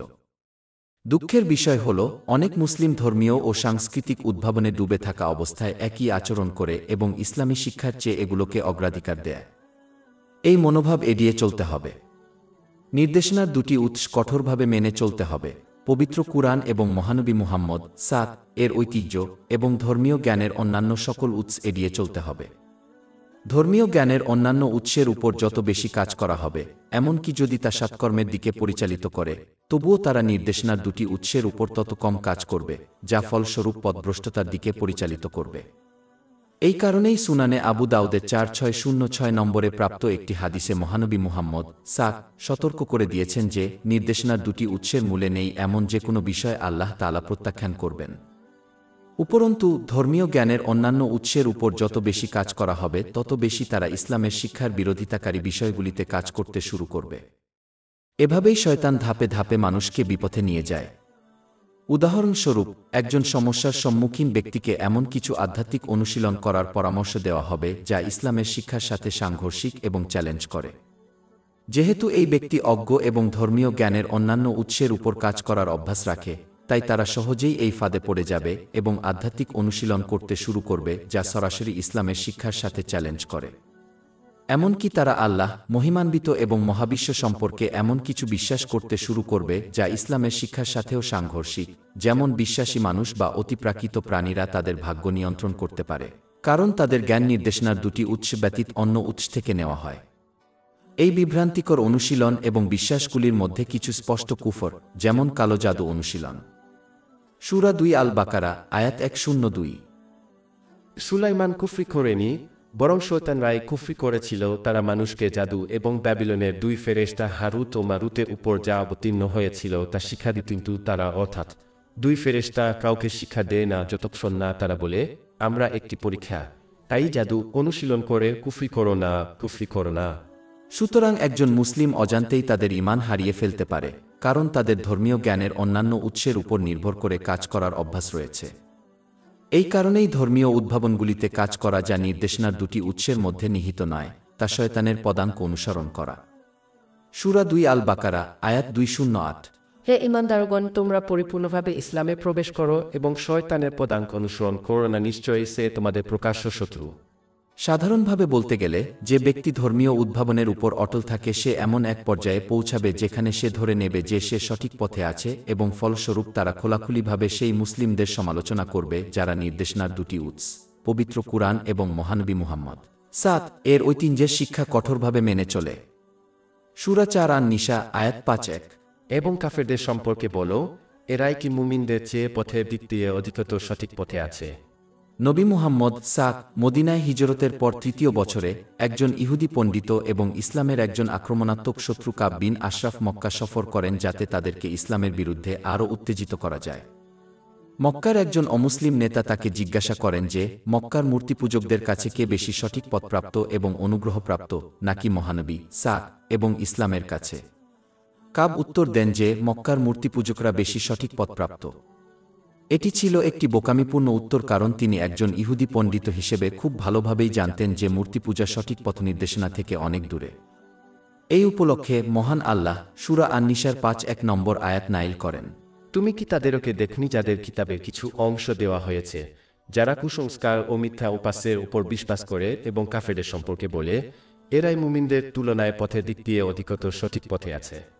ইমাম ইবনে কাসিরের নবীর জীবন, খণ্ড 3, পৃষ্ঠা 7-এ এটি আলোচনা করা হয়েছে। এই ঘটনাটি পার্থিব লাভের জন্য নিজের বিশ্বাসের সাথে আপোষ করার বিরুদ্ধে সতর্ক করে। এই আচরণের মাধ্যমে যে পার্থিব জিনিসগুলি পাওয়া যায়, যেমন সম্পদ, তা তাদের জন্য চাপ, ঝামেলা এবং দুর্দশার উৎস হয়ে উঠবে, যদিও এটি তাদের কাছে স্পষ্ট নয়। ফলস্বরূপ তারা কখনো মানসিক শান্তি পাবে না, এমনকি যদি তারা বিনোদনের মুহূর্তগুলি উপভোগ করে এবং পার্থিব বিলাসিতা অর্জন করে। অধ্যায় 9 তওবা, আয়াত 8-2। তারা যা অর্জন করেছিল তার প্রতিদান হিসেবে তারা একটু হেসে ফেলুক এবং তারপর অনেক কাঁদুক। এবং অধ্যায় 20 তাহা, আয়াত 1-2-4, 1-2-6। আর যে আমার স্মরণ থেকে মুখ ফিরিয়ে নেবে তার জীবন হবে দুর্বিষহ অর্থাৎ কঠিন, আর আমি তাকে কিয়ামতের দিন অন্ধ অবস্থায় একত্রিত করব। সে বলবে, হে আমার প্রতিপালক, আমি যখন দৃষ্টিশক্তি সম্পন্ন ছিলাম তখন তুমি আমাকে অন্ধ অবস্থায় কেন উঠালে? আল্লাহ বলবেন, এভাবেই আমার নিদর্শন তোমার কাছে এসেছিল আর তুমি সেগুলো ভুলে গিয়েছিলে, আর আজ এভাবেই তোমাকে ভুলে যাওয়া হবে। এছাড়াও যে ব্যক্তি ইচ্ছাকৃতভাবে ইসলামী জ্ঞানের অপব্যবহার করে তাকে সুনান ইবনে মাজাহ 253 নম্বরে প্রাপ্ত একটি হাদিসে জাহান্নামের ব্যাপারে সতর্ক করা হয়েছে। অধিকন্তু নিম্নলিখিত আয়াতগুলি এই মনোভাবকে কুফরের সাথে যুক্ত করে। 3 যে সূরা আলে ইমরান আয়াত 1-9। আর যাদেরকে কিতাব দেওয়া হয়েছিল তারা জ্ঞান আসার পরই মতবিরোধ করেছে, কেবল নিজেদের মধ্যে হিংসা বিদ্বেষের কারণে, আর যে আল্লাহর আয়াত অস্বীকার করে। কারণ যখন কেউ ইচ্ছাকৃতভাবে ঐশী শিক্ষার ভুল ব্যাখ্যা করে তখন তারা তাদের প্রদত্ত আশীর্বাদের অপব্যবহার করবে। এই আচরণ তাদের বিশ্বাসকে বিষাক্ত করে তুলবে এবং এমনকি তারা অজান্তেই এটিকে মেরে ফেলতে পারে। এটা বোঝা গুরুত্বপূর্ণ যে ঈমান একটি গাছের মতো যা বেঁচে থাকার জন্য পাপ থেকে রক্ষা করতে হবে। ঠিক যেমন একটি গাছ যা ক্ষতিকারক জিনিস থেকে রক্ষা পায় না তা মারা যায়, তেমনি একজন ব্যক্তির ঈমানও মারা যেতে পারে যদি তারা পাপে লেগে থাকা এড়িয়ে না যায়। অতএব মুসলিমদের জন্য তাদের পার্থিব আকাঙ্ক্ষা পূরণের জন্য ইচ্ছাকৃতভাবে ঐশী শিক্ষার ভুল ব্যাখ্যা করা এড়িয়ে চলা অত্যন্ত গুরুত্বপূর্ণ, কারণ তারা তাদের ঈমান ছাড়াই এই পৃথিবী ছেড়ে চলে যেতে পারে। এটি সবচেয়ে বড় ক্ষতি, কারণ এই ব্যক্তি এই পৃথিবী এবং পরকালে চাপ, অসুবিধা এবং ঝামেলার সম্মুখীন হবে। অধ্যায় 4 আন-নিসা আয়াত 5-2। এরাই তারা যাদেরকে আল্লাহ অভিসম্পাত করেছেন, আর যাকে আল্লাহ অভিসম্পাত করেন তুমি কখনো তার জন্য কোন সাহায্যকারী পাবে না। এরপর আল্লাহ তাআলা তাদের সমালোচনা করেন যারা পার্থিব লাভের জন্য ইচ্ছাকৃতভাবে ঐশ্বরিক জ্ঞানের ভুল ব্যাখ্যা করেন এই প্রশ্নে যে তারা কি শাস্তি থেকে মুক্ত, কারণ তাদের মহাবিশ্বের উপর কিছু নিয়ন্ত্রণ রয়েছে এবং তাই তারা যা ইচ্ছা তাই করতে পারে। 4 অধ্যায় আন-নিসা আয়াত 5-3। নাকি তাদের কি রাজত্বের কোন অংশ আছে? এরপর আল্লাহ তাআলা তাদের লোভী স্বভাব তুলে ধরেন। আল্লাহ তাআলা জানেন যে যদি তাদের তার ভাণ্ডারের উপর কোনো নিয়ন্ত্রণ দেওয়া হয় তাহলে তারা তা হারানোর ভয়ে মানুষকে কিছুই দিত না। 4 অধ্যায় আন-নিসা 5-3 নং আয়াত।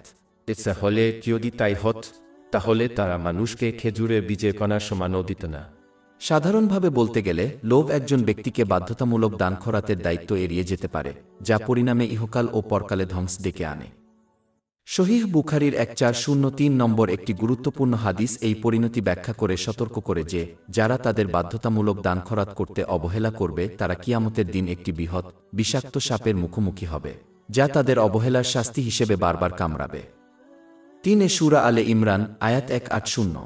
আর যারা লোভের বশে আল্লাহ তার অনুগ্রহ থেকে যা দিয়েছেন তা ত্যাগ করে, তারা যেন কখনো মনে না করে যে এটি তাদের জন্য ভালো, বরং এটি তাদের জন্য আরও খারাপ। কিয়ামতের দিন তাদের ঘাড়ে তারা যা ত্যাগ করেছে তা ঝুলিয়ে রাখা হবে।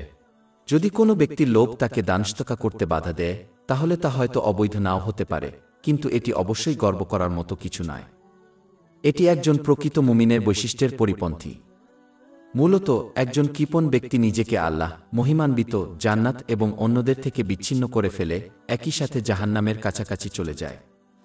এই সতর্কতা জামে আত-তিরমিজি 1961 নম্বরে পাওয়া একটি হাদিসে প্রতিধ্বনিত হয়েছে। লোভ একজন ব্যক্তিকে প্রদত্ত আশীর্বাদ যেমন সময় এবং সম্পদ কেবল ব্যক্তিগত লাভের জন্য ব্যবহার করতে বাধ্য করতে পারে।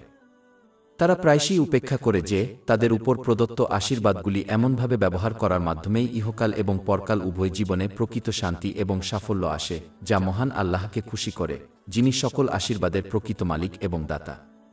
একজন লোভী ব্যক্তি তার নিজের অধিকার নিয়ে ব্যস্ত থাকে, সহজেই আল্লাহ, মহিমান্বিত এবং অন্যদের অধিকারকে অবহেলা করে। এই মনোভাব ইহকাল এবং পরকালে চাপ এবং ঝামেলার দিকে নিয়ে যেতে পারে, কারণ তারা কখনই আল্লাহ এবং অন্যান্য সত্তার অধিকারকে পুরোপুরি স্বীকার করে না, অন্যদিকে বিশ্বাস করে যে অন্যরা তাদের নিজস্ব অধিকারকেও অবহেলা করে। অধিকন্তু একজন লোভী ব্যক্তি তার নিজস্ব আচরণ থাকতে অন্যদের লোভী আচরণ করতে প্রভাবিত করতে পারে। অতএব লোভী ব্যক্তিদের থেকে দূরে থাকা বুদ্ধিমানের কাজ, কারণ তাদের মানসিকতা সহজেই একজনকে একই পথে নিয়ে যেতে পারে। এরপর আল্লাহ তাআলা আহলে কিতাবদের নবী মুহাম্মদ সাক এর প্রতি ঈর্ষার সমালোচনা করেন। 4 সূরা আন-নিসা আয়াত 5-4। অথবা তারা কি আল্লাহ তার অনুগ্রহ থেকে মানুষকে যা দিয়েছেন তার জন্য ঈর্ষা করে? আহলে কিতাবরা এই সত্যে ঈর্ষান্বিত ছিল যে মহানবী মুহাম্মদ সাক তার ভাই হরত ইসহাকের বংশধর না হয়ে বরং তার বংশধর ছিলেন। যেহেতু তাদের পুরো ধর্ম বংশের গুরুত্বকে কেন্দ্র করে গড়ে উঠেছিল, যা তাদের মতে অন্যান্য মানবজাতির উপর তাদের শ্রেষ্ঠত্ব প্রদান করেছিল, তাই তারা এমন একজন নবী সাক কে গ্রহণ এবং অনুসরণ করতে পারত না, যিনি ভিন্ন বংশ থেকে এসেছিলেন। এটি কেবল তাদের তৈরি শ্রেষ্ঠত্বের জটিলতাকে ধ্বংস করবে। মক্কার অমুসলিমদের ক্ষেত্রে, যেহেতু তারা আরবি ভাষার উপর দক্ষ ছিল, তাই তারা জানত যে পবিত্র কুরআন কোনো সৃষ্টির বাণী নয়। এবং যেহেতু তারা নবী মুহাম্মদ শাক এর নবুয়ত ঘোষণার আগে 40 বছর তার সাথে কাটিয়েছিল, তাই তারা জানত যে তিনি মিথ্যাবাদী নন। অধ্যায় 10 ইউনুস আয়াত 1-6। এই কারণ আমি আগে তোমাদের মধ্যে এক জীবনকাল কাটিয়েছি, তাহলে কি তোমরা বুঝতে পারবে না? মক্কার অমুসলিমদের মধ্যে যারা সম্ভ্রান্ত, তারা নবী মুহাম্মদ শাক কে গ্রহণ ও অনুসরণ করে বেঁচে থাকতে পারত না, যিনি একজন দরিদ্র এতিম ছিলেন, যদিও তিনি ছিলেন সবচেয়ে সম্ভ্রান্ত গোত্রের অন্তর্ভুক্ত। তারা নেতৃত্ব, নিয়ন্ত্রণ এবং সম্পদ কামনা করত, কিন্তু নবী মুহাম্মদ শাক কে নবুয়তের ঘোষণা দেওয়ার পর তারা ঈর্ষান্বিত হয়ে পড়ে এবং সমস্ত সৃষ্টির উপর নেতৃত্ব এবং শ্রেষ্ঠত্ব লাভ করে। 4 সূরা আন-নিসা আয়াত 5-4। অথবা তারা কি আল্লাহ তার অনুগ্রহ থেকে মানুষকে যা দিয়েছেন তার জন্য ঈর্ষা করে? হিংসা একটি মহাপাপ যা যে কোনো মূল্যে এড়িয়ে চলতে হবে। এটি একটি মহাপাপ কারণ হিংসুক সরাসরি আল্লাহর পছন্দকে চ্যালেঞ্জ করে। তারা এমন আচরণ করে যেন আল্লাহ তাদের পরিবর্তে অন্য কাউকে একটি বিশেষ আশীর্বাদ প্রদান করে ভুল করেছেন। যে ব্যক্তি তাদের হিংসাকে তাদের হিংসাকারীর বিরুদ্ধে মৌখিক ও শারীরিকভাবে লড়াই করতে দেয়, সে কেবল তাদের নিজস্ব সৎকর্মেই ধ্বংস করবে। সুনানে ইবনে মাজাহ 4210 নম্বরে পাওয়া একটি হাদিসে এই বিষয়ে সতর্ক করা হয়েছে। বৈধ হিংসা হল যখন কেউ অন্য কারো অনুরূপ আশীর্বাদ পেতে চায়, যাতে অন্য কেউ তার প্রদত্ত জিনিসটি না হারায়। যদিও এই ধরনের হিংসা বৈধ, তবুও এটি কেবল ধর্মীয় বিষয়ে প্রশংসনীয় এবং পার্থিব বিষয়ে নিন্দনীয়। উদাহরণস্বরূপ, সহিহ মুসলিম 1896 নম্বরে পাওয়া একটি হাদিসে মহানবী হযরত মুহাম্মদ সাক দুটি বৈধ ও প্রশংসনীয় হিংসার পরামর্শ দিয়েছেন। যে ব্যক্তি তাদের জ্ঞান সঠিকভাবে ব্যবহার করে এবং অন্যদের তা শেখায়, তাকে হিংসা করা যেতে পারে। অন্য যে ব্যক্তিকে ঈর্ষা করা যেতে পারে সে হল সেই ব্যক্তি যে হালাল সম্পদ অর্জন করে এবং তা আল্লাহর সন্তুষ্টির জন্য ব্যয় করে। হিংসা এড়িয়ে চলতে হবে, কারণ এটি একটি মহাপাপ যা মহান আল্লাহর বন্টনের পছন্দকে চ্যালেঞ্জ করে। তাদের বুঝতে হবে যে মহান আল্লাহ প্রত্যেক ব্যক্তিকে তার জন্য যা সর্বোত্তম তাই দান করেন। সূরা আল বাকারা আয়াত 216। কিন্তু হয়তো তোমরা কোন জিনিসকে অপছন্দ করো অথচ তা তোমাদের জন্য কল্যাণকর, আর হয়তো তোমরা কোন জিনিসকে ভালোবাসো অথচ তা তোমাদের জন্য কল্যাণকর, আর জানেন তোমরা জান না। অতএব অন্যদের প্রতি ঈর্ষা করার পরিবর্তে তাদের প্রদত্ত আশীর্বাদগুলিকে এমনভাবে ব্যবহার করার দিকে মনোনিবেশ করা উচিত যা আল্লাহকে সন্তুষ্ট করে, যেমন পবিত্র কুরআন এবং মহানবী মুহাম্মদ সাল্লাল্লাহু আলাইহি ওয়াসাল্লামের হাদিসে বর্ণিত হয়েছে। এটি উভয় জগতে আরও আশীর্বাদ, মানসিক শান্তি এবং সাফল্যের দিকে পরিচালিত করবে। অধ্যায় 14 ইব্রাহিম আয়াত 7। যদি তোমরা কৃতজ্ঞ হও, আমি অবশ্যই তোমাদের অনুগ্রহে বৃদ্ধি করব। এবং 16 নং অধ্যায় আন-নাহল 9-7 নং আয়াত। কেউ সৎকর্ম করে, পুরুষ হোক বা নারী, মুমিন অবস্থায়, আমি অবশ্যই তাকে পবিত্র জীবন দান করব এবং অবশ্যই তাদেরকে তাদের সর্বোত্তম কর্মের প্রতিদান দেব যা তারা করত। অন্যদিকে অন্যদের হিংসা করলে কেবল মহান আল্লাহর আনুগত্য ভুলে যেতে হবে, যা উভয় জগতেই বিপদ ডেকে আনবে। অধ্যায় 20 তাহা আয়াত 124, 126।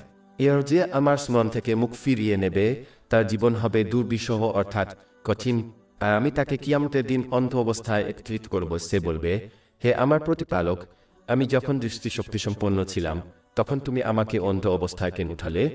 আল্লাহ বলবেন, এভাবেই আমার নিদর্শন তোমার কাছে এসেছিল আর তুমি সেগুলো ভুলে গিয়েছিলে, আজ তোমাকেও এভাবেই ভুলে যাওয়া হবে। যে মুসলিমের উপর ঈর্ষা করা হয় তাকে অবশ্যই তার ঈর্ষাকারীর মৌখিক ও শারীরিক কর্মকাণ্ডের বিরুদ্ধে ধৈর্য ধরতে হবে এবং কেবল ইসলামের সীমানার মধ্যেই আত্মরক্ষা করতে হবে। ধৈর্যের অর্থ হল নিজের কথা ও কাজের মাধ্যমে অভিযোগ করা এড়িয়ে চলা এবং মহান আল্লাহর প্রতি আন্তরিক আনুগত্য বজায় রাখা, যার অর্থ হল পবিত্র কুরআন এবং মহানবী মুহাম্মদ সাল্লাল্লাহু আলাইহি ওয়াসাল্লামের হাদিসে বর্ণিত তার সন্তুষ্টির জন্য প্রদত্ত নিয়ামতগুলো ব্যবহার করা। এভাবেই একজন ব্যক্তি তার ঈর্ষাকারী থেকে মহান আল্লাহর কাছে আশ্রয় প্রার্থনা করে। সূরা 1:3 আল ফালাক আয়াত 1 এবং 5। বলুন, আমি প্রভাতে প্রভুর আশ্রয় প্রার্থনা করছি এবং হিংসুকের অনিষ্ট থেকে যখন সে হিংসা করে। তখন আল্লাহ তাআলা তাদেরকে তাদের হিংসুকদের নেতিবাচক প্রভাব থেকে রক্ষা করবেন, যদিও তা তাদের কাছে স্পষ্ট নয়, কারণ আল্লাহ তাআলা তার অসীম জ্ঞান ও প্রজ্ঞা অনুসারে কাজ করেন, মানুষের সীমিত চিন্তাভাবনা অনুসারে নয়। এরপর আল্লাহ তাআলা আহলে কিতাবদেরকে নবী মুহাম্মদ সাল্লাল্লাহু আলাইহি ওয়াসাল্লাম এর প্রতি ঈর্ষা পোষণ করার জন্য নিন্দা করেন, যা অবাঞ্ছিত ছিল। আল্লাহ তাআলা ইতিমধ্যেই তাদের পূর্বপুরুষ হযরত ইব্রাহিম কে মহান আশীর্বাদ দান করেছেন, যার উত্তরাধিকারী তারা ছিলেন। 4 সূরা আন-নিসা আয়াত 5-4। অথবা তারা কি মানুষকে ঈর্ষা করে যা আল্লাহ তাদের তার অনুগ্রহ থেকে দিয়েছেন, অথচ আমরা ইব্রাহিমের বংশধর কিতাব ও জ্ঞান দান করেছিলাম এবং তাদেরকে এক বিরাট রাজ্য দান করেছিলাম। মহান আল্লাহ ঐশী শিক্ষা ও নির্দেশনার মাধ্যমে আহলে কিতাবদের অন্যান্য সকল জাতির উপর শ্রেষ্ঠত্ব দান করেছেন, তাদের ধার্মিক পূর্বপুরুষদের, যাদের মধ্যে অসংখ্য পবিত্র নবী সালাম অন্তর্ভুক্ত ছিলেন। পবিত্র কুরআন এবং মহানবী মুহাম্মদ সাল্লাল্লাহু আলাইহি ওয়াসাল্লাম এর হাদিস ছিল তাদের পূর্বপুরুষ হযরত ইব্রাহিম সাল্লাল্লাহু আলাইহি ওয়াসাল্লাম এর বংশধারার মাধ্যমে মানবজাতির জন্য প্রদত্ত চূড়ান্ত এবং সর্বশ্রেষ্ঠ আশীর্বাদ। ফলস্বরূপ তাদের উচিত ছিল না যে তারা হযরত মুহাম্মদ সাল্লাল্লাহু আলাইহি ওয়াসাল্লাম কে ঈর্ষা করত, বরং ইসলামকে তাদের এবং বাকি মানবজাতির জন্য সম্মানের উৎস হিসেবে পালন করত। অধ্যায় 4 আন-নিসা আয়াত 5-4। আমি ইব্রাহিমের পরিবারকে ইতিমধ্যে কিতাব ও প্রজ্ঞা দান করেছিলাম এবং তাদেরকে এক মহান রাজ্য দান করেছিলাম। মদিনা আরব এবং আহলে কিতাবদের আল্লাহ তাআলা স্মরণ করিয়ে দিয়েছিলেন যে নবী ইব্রাহিম আলাইহিস সালামের বংশধর হওয়ার গর্ব সত্ত্বেও মহান আল্লাহর প্রকৃত আনুগত্য এবং করুণা কেবল তার প্রকৃত আনুগত্যের মাধ্যমেই তাদের কাছে আসবে। এই আনুগত্যের অর্থ ছিল আন্তরিকভাবে ইসলামের শিক্ষা গ্রহণ এবং অনুসরণ করা, নবী মুহাম্মদ সাল্লাল্লাহু আলাইহি ওয়াসাল্লাম এবং পবিত্র কুরআনের সত্যতা স্বীকার করা। উপরন্তু এই আয়াতটি অমুসলিম আরব এবং আহলে কিতাবদের জন্য একটি মর্মস্পর্শী স্মারক হিসেবে কাজ করে যে ইসলামের অকাট্য সত্যকে প্রত্যাখ্যান করার মাধ্যমে তারা তাদের পূর্বপুরুষ হযরত ইব্রাহিম আলাইহিস সালামের উত্তরাধিকারের দাবি থেকে বঞ্চিত হয়েছে। পরিবর্তে এই উত্তরাধিকার তাদের কাছে ন্যস্ত করা হবে যারা তার শিক্ষাকে সত্যিকার অর্থে বাস্তবায়িত করেছেন, অর্থাৎ নবী মুহাম্মদ সাল্লাল্লাহু আলাইহি ওয়াসাল্লাম এবং তার সাহাবীগণ। আল্লাহ তাদের প্রতি সন্তুষ্ট থাকুন। যদি অমুসলিম আরব এবং আহলে কিতাবরা তাদের অবাধ্যতা অব্যাহত রাখে, তাহলে তারা ইহকাল ও পরকাল উভয় ক্ষেত্রেই হযরত ইব্রাহিম এর উত্তরাধিকার থেকে প্রাপ্ত আশীর্বাদ থেকে বঞ্চিত হবে। 4 সূরা আন-নিসা আয়াত 5-4। আমি ইব্রাহিমের পরিবারকে ইতিমধ্যে কিতাব ও প্রজ্ঞা দান করেছিলাম এবং তাদেরকে এক মহান রাজ্য দান করেছিলাম। সাধারণভাবে বলতে গেলে বইটি আইনের কথা বলতে পারে, যা এমন আচরণবিধি যা মানুষকে অবশ্যই মেনে চলতে হবে যাতে তারা তাদের প্রদত্ত আশীর্বাদগুলি সঠিকভাবে ব্যবহার করতে পারে। এটি নিশ্চিত করবে যে তারা মানসিক শান্তি অর্জন করবে এবং আল্লাহ মহিমান্বিত এবং মানুষের অধিকার পূরণ করবে। অতএব এই আইন সমাজের মধ্যে শান্তি ও ন্যায়বিচারের বিস্তার নিশ্চিত করবে। জ্ঞানের প্রয়োজন, কারণ এটি মানুষকে তাদের জ্ঞান, যেমন আইন, সঠিকভাবে প্রয়োগ করতে শেখায়, যাতে এটি তাদের এবং উভয় জগতের অন্যান্য মানুষের উপকার করে। একটি ন্যায়সঙ্গত এবং শান্তিপূর্ণ সমাজ গঠনের জন্য আইন এবং প্রজ্ঞা উভয়েরই প্রয়োজন। প্রজ্ঞা ছাড়া আইনের সহজেই ভুল ব্যাখ্যা করা যেতে পারে, কারণ মানুষ অন্যদের ভুল করার জন্য আইনের মধ্যে ফাঁক খুঁজে পেতে পারে। আইন ছাড়া জ্ঞান মানুষকে এমন আচরণবিধি গ্রহণ করতে বাধ্য করবে যা সঠিক এবং ন্যায়সঙ্গত তার সংজ্ঞা অনুসারে। যেমনটি আগে আলোচনা করা হয়েছে, জ্ঞান, অভিজ্ঞতা, দূরদর্শিতা এবং ইচ্ছাকৃত বা অনিচ্ছাকৃত পক্ষপাতের কারণে সমস্ত মানবসৃষ্ট আচরণবিধি কখনই মানসিক শান্তির দিকে পরিচালিত করবে না। অতএব আইন ছাড়া জ্ঞান মনের শান্তি অর্জনে বাধা সৃষ্টি করবে এবং সমাজের মধ্যে শান্তি ও ন্যায়বিচারের প্রসারকেও বাধাগ্রস্ত করবে, কারণ মানুষ অন্য মানুষের অধিকার পূরণে ব্যর্থ হবে। এরপর মহান আল্লাহ অতীত ও বর্তমানের মানুষকে সতর্ক করে বলেন যে এই পৃথিবীতে কেবল দুটি পথ আছে: ঐশ্বরিক শিক্ষা গ্রহণ এবং তার উপর আমল করার পথ, যা নিশ্চিত করবে যে তারা তাদের প্রদত্ত আশীর্বাদ সঠিকভাবে ব্যবহার করবে। এটি নিশ্চিত করবে যে তারা একটি ভারসাম্যপূর্ণ মানসিক ও শারীরিক অবস্থা অর্জন করবে এবং বিচারের দিনে তাদের জবাবদিহিতার জন্য পর্যাপ্তভাবে প্রস্তুত হওয়ার সাথে সাথে সবকিছু এবং প্রত্যেককে তাদের জীবনের মধ্যে সঠিকভাবে স্থান দেবে। অতএব এই আচরণ উভয় জগতেই মানসিক শান্তির দিকে পরিচালিত করবে। সূরা 1-6 আন-নাহল আয়াত 9-7। ইয়ে পুরুষোত্তম করে, পুরুষ হোক বা নারী, মুমিন অবস্থায় আমি অবশ্যই তাকে পবিত্র জীবন দান করব এবং অবশ্যই তাদেরকে তাদের সর্বোত্তম কর্মের প্রতিদান দেব যা তারা করত। আর দ্বিতীয় পথ হল ঐশী শিক্ষাকে প্রত্যাখ্যান করা এবং উপেক্ষা করা এবং ফলস্বরূপ প্রদত্ত আশীর্বাদের অপব্যবহার করা। এটি কেবল একটি ভারসাম্যহীন মানসিক এবং শারীরিক অবস্থার দিকে পরিচালিত করে। এটি একজনকে তার জীবনের সবকিছু এবং প্রত্যেককে ভুল স্থানে ফেলে দেয় এবং বিচারের দিনে তাদের জবাবদিহিতার জন্য পর্যাপ্তভাবে প্রস্তুত হতে বাধা দেয়। অতএব এই পথ উভয় জগতেই চাপ, ঝামেলা এবং অসুবিধার দিকে পরিচালিত করে, এমনকি যদি তারা পার্থিব বিলাসিতা উপভোগ করে। অধ্যায় 9 তওবা, আয়াত 8-2। তারা যা অর্জন করেছিল তার প্রতিদান হিসেবে তারা একটু হেসে ফেলুক এবং তারপর পণে কাঁদুক। এবং অধ্যায় 20 তাহা, আয়াত 1-2-4, 1-2-6। আর যে আমার স্মরণ থেকে মুখ ফিরিয়ে নেবে তার জীবন হবে দুর্বিষহ অর্থাৎ কঠিন। আমি তাকে কিয়ামতের দিন অন্ধ অবস্থায় একত্রিত করব, সে বলবে, হে আমার প্রতিপালক, আমি তখন দৃষ্টিশক্তি সম্পন্ন ছিলাম, তখন তুমি আমাকে অন্ধ অবস্থায় কেন উঠালে? কেউ বলবেন, এভাবেই আমার নিদর্শন তোমার কাছে এসেছিল, আর তুমি সেগুলো ভুলে গিয়েছিলে, আর আজ এভাবেই তোমাকে ভুলে যাওয়া হবে। এবং অধ্যায় 4 আন-নিসা, আয়াত 5-5। তাদের মধ্যে কেউ কেউ এতে বিশ্বাস স্থাপন করেছিল এবং কেউ কেউ এতে বিরূপ ছিল। মনের শান্তির পথ হোক বা চাপের পথ, যে পথই বেছে নাও না কেন, উভয় জগতের প্রতিটি উদ্দেশ্য, কথা এবং কর্মের জন্য তাদের জবাবদিহি করতে হবে। অধ্যায় 4 আন-নিসা, আয়াত 5-5। আর জাহান্নামের আগুনই যথেষ্ট।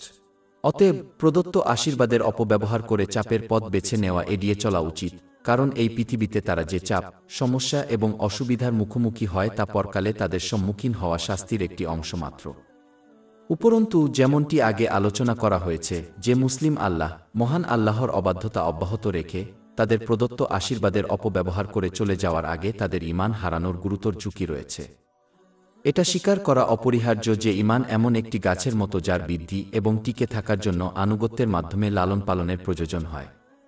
ঠিক যেমন সূর্যালোক এবং যত্ন থেকে বঞ্চিত একটি উদ্ভিদ শুকিয়ে যায় এবং মারা যায়, তেমনি একজন ব্যক্তির ঈমানও যদি আনুগত্যের দ্বারা সমর্থিত না হয় তবে তা ম্লান হয়ে যেতে পারে এবং মারা যেতে পারে।